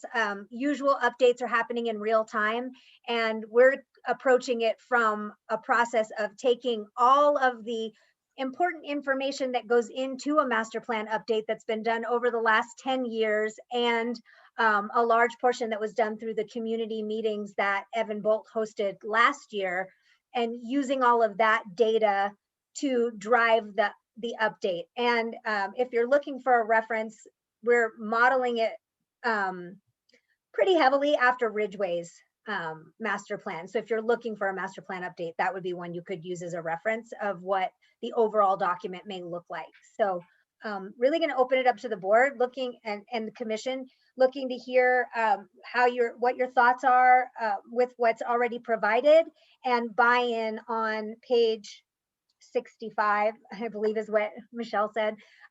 Page is my page 10, I'm sorry, of the parts of the plan, just looking at that part 2, part 3, part 4, part 5, making sure that that's the direction overall that everybody wants. okay, well, let's just start general comments on the first 9 pages of the plan. So chapters 1 and 2, if anyone has anything they'd like to say about that. Yeah, Karen. Yeah, and I may be wrong, but I just didn't, in the beginning, it didn't seem to, it seemed to go clear to the creative and just left out the mining altogether. There were other references to the mine later on, but in like the first few pages, it just like we never had a mine. And also there was nothing about the Tree City, and that was a big deal. And I didn't find anything in there about that. That's my comment. All right, thank you, Karen. Other people? Yes, Tammy.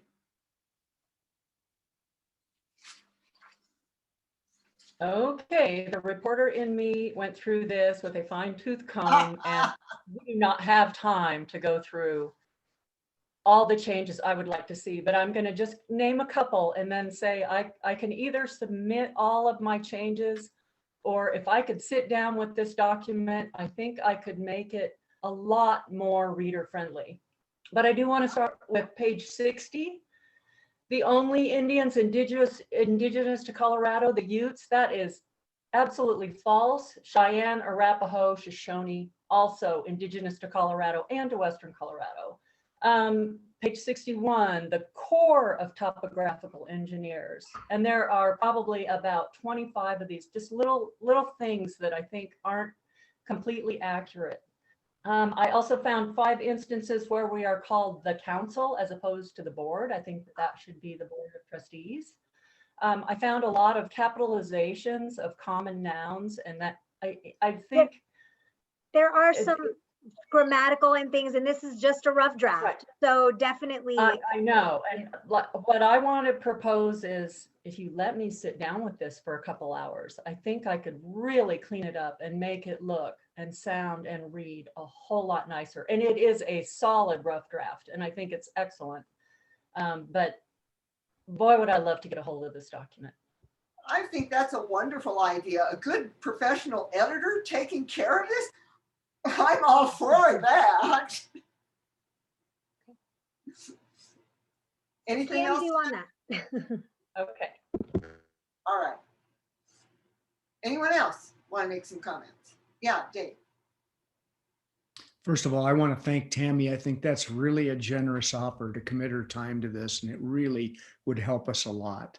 When I read through it, and Corinne and I went back and forth on this, it started with once the utes were removed, and I thought that was just really wrong. We needed to go back. And so we worked together on some paragraphs in there, and you're right about the tribes that were here. There were a whole bunch of other tribes here, so I welcome that. It might be worth throwing that part back to the Ute Museum in Montrose and ask them to correct it.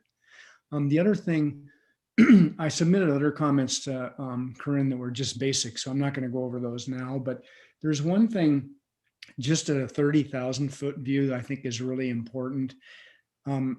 Plans need to include our action toward inevitable climate changes that will impact our town. And I think there should be a section that's devoted to that. So that's all I have. Thank you. So Dave, my question to you is, do you want that in the first 2 chapters? Or I thought that would be incorporated as we go down and look at our goals and objectives. Yeah, I think you're right about that. It may be worth having some verbiage about it somewhere. And I trust Tammy to do that properly. Well, and there are, so what you have is just chapter, so, okay, so sometimes I think maybe I overthink it, and either I feel like I oversimplify or I go too far. And so there are some bullet point topics that have been brought up at community meetings, that have been brought up at board meetings, at the board retreat and things like that, that are already placeholders when you get to section 3, 4, 5. And you don't have those sections because I didn't want to try to drill down and get too far into the weeds and do the entire master plan in one meeting, which would never have happened this evening anyway.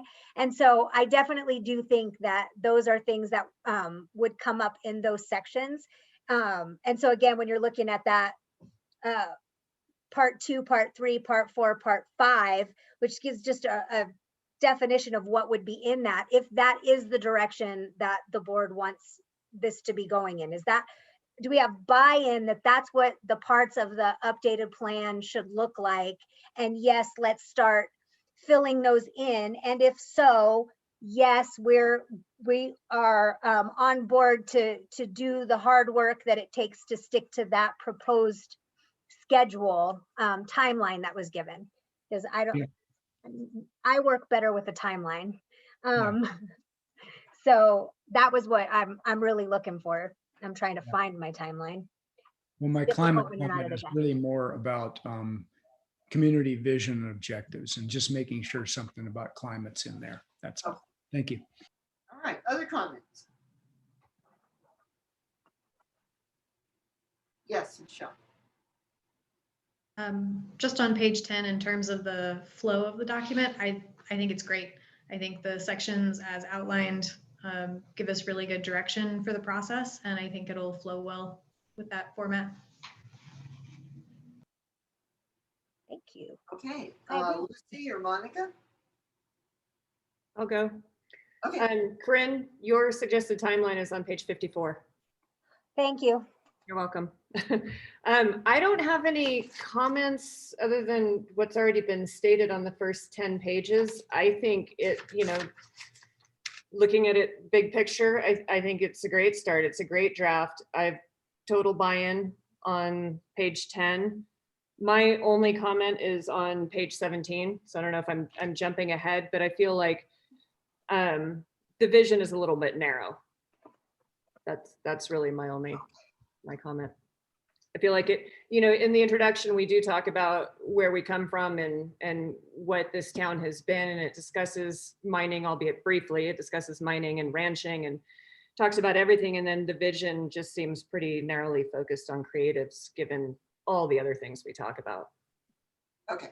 So if you have if any of you have additional thoughts on things that you think that you could, how to expound upon that, I would happily take those. If you want to email them in, send them in, talk about them now. If you have some just ideas or things you could throw out that we could do some bullet points on here and then try to expound on it as well. Monica? I want to I'll second the Tree City comment and the climate comment. I really like those. And I loved it. The document, the broad strokes were really good, I thought. And just, I don't know, maybe it's in it and I just missed it, but maybe some about equality, especially as that we're sort of sandwiched in between Aspen and Telluride, and we're seeing those communities really struggle with providing equal housing for workers and stuff like that. Just a space for everyone that is in the community instead of just people who have money.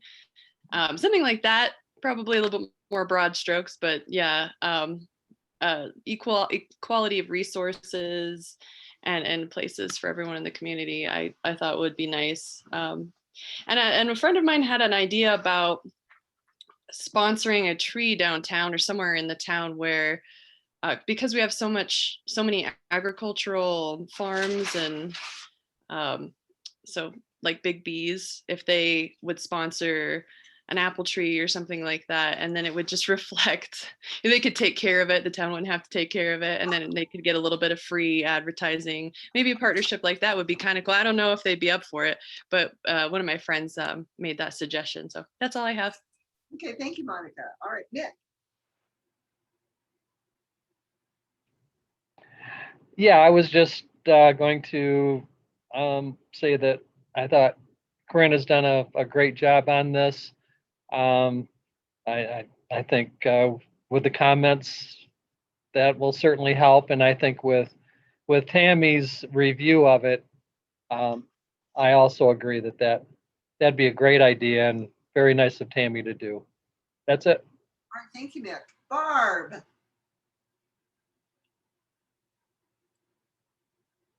Is Barb there? I don't. Yes, she is.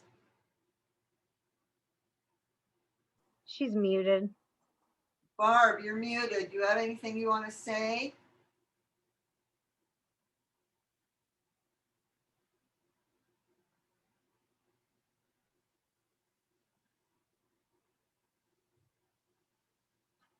Okay, well, I would suggest that everyone, for those. Unmute. Okay, I'm unmute. Okay, talk. Sorry.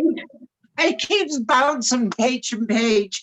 I really like Monica's statement or goal on equality. We don't have much, we have an economic equality that's big here in town, and I think that's something important to let people know about.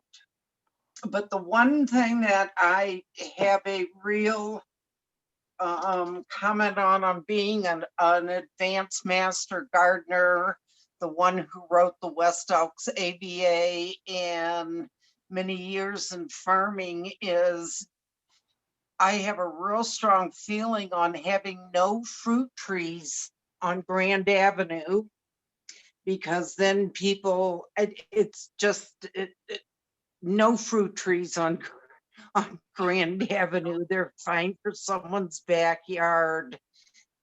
Reason why is a lot of people don't realize that there is a law out there that states that you must take care of your fruit trees.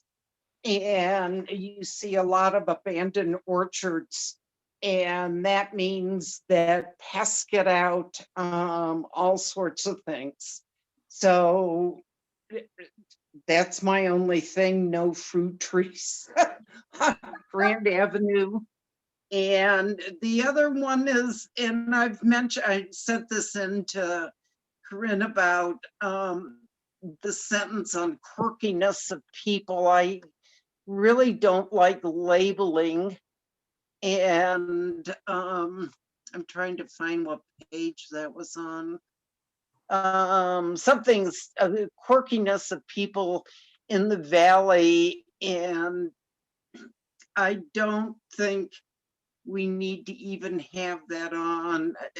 Just say that, not to label people, just to say that we have a composite of everything, or however someone can come up and say that better.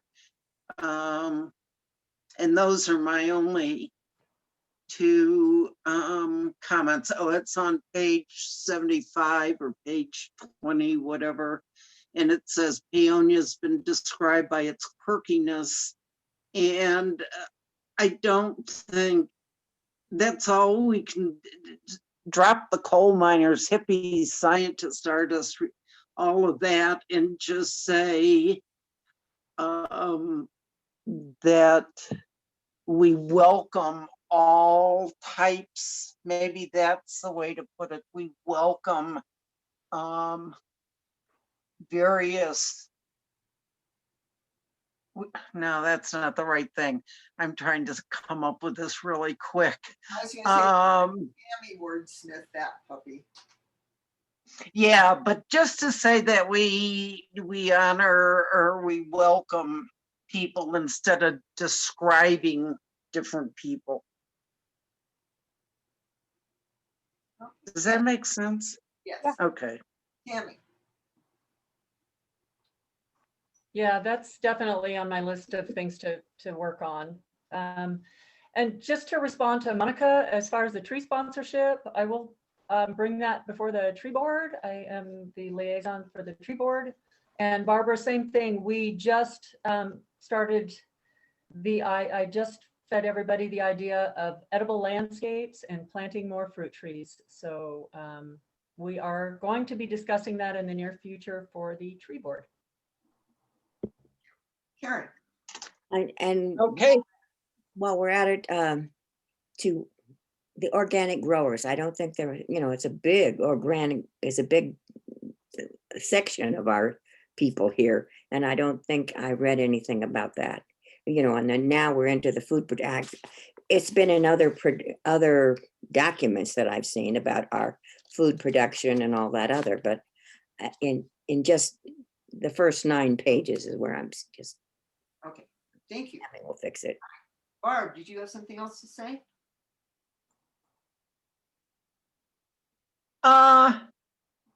No. Okay, just want to make sure. I thought I heard your voice out there.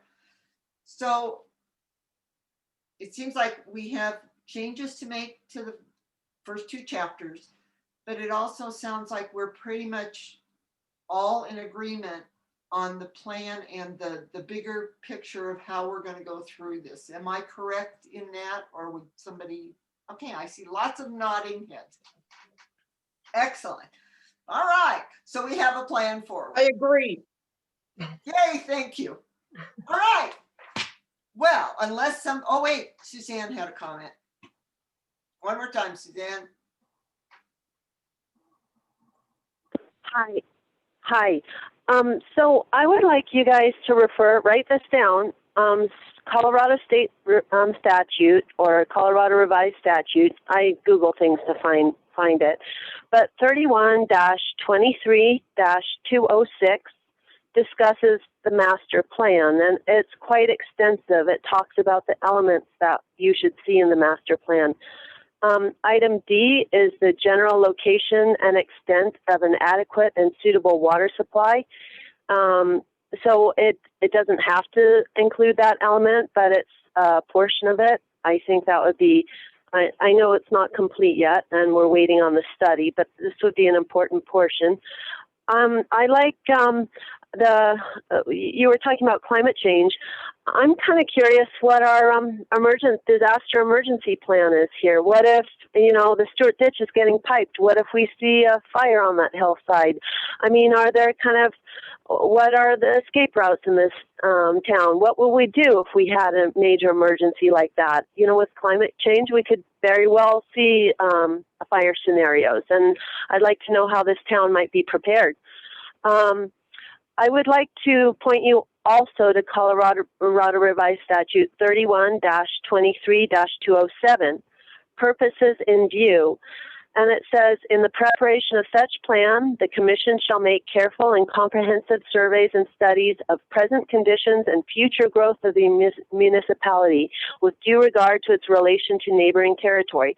The plan should be made with the general purpose of guiding and accomplishing a coordinated, adjusted, and harmonious development of the municipality and its environs, which will, in accordance with the present and future needs, best promote health, safety, order, convenience, prosperity, and general welfare, as well as efficiency of economy in the process of development, blah, blah, blah, blah. It talks about water, safety from fire, other dangers, distribution of the population, affordable housing. So there's some huge components here that I really think we need to dig into a little bit. And I think it's going to need a little bit of work perhaps from the Planning Commission to assist in some of this. And then also the people as you get to that point. So this is a really ambitious thing to just dump on Corinne's shoulders. I know there's a planner that's been retained for the parks and trails plan, but technically, I really think there's some even more important elements to the plan that we need help on.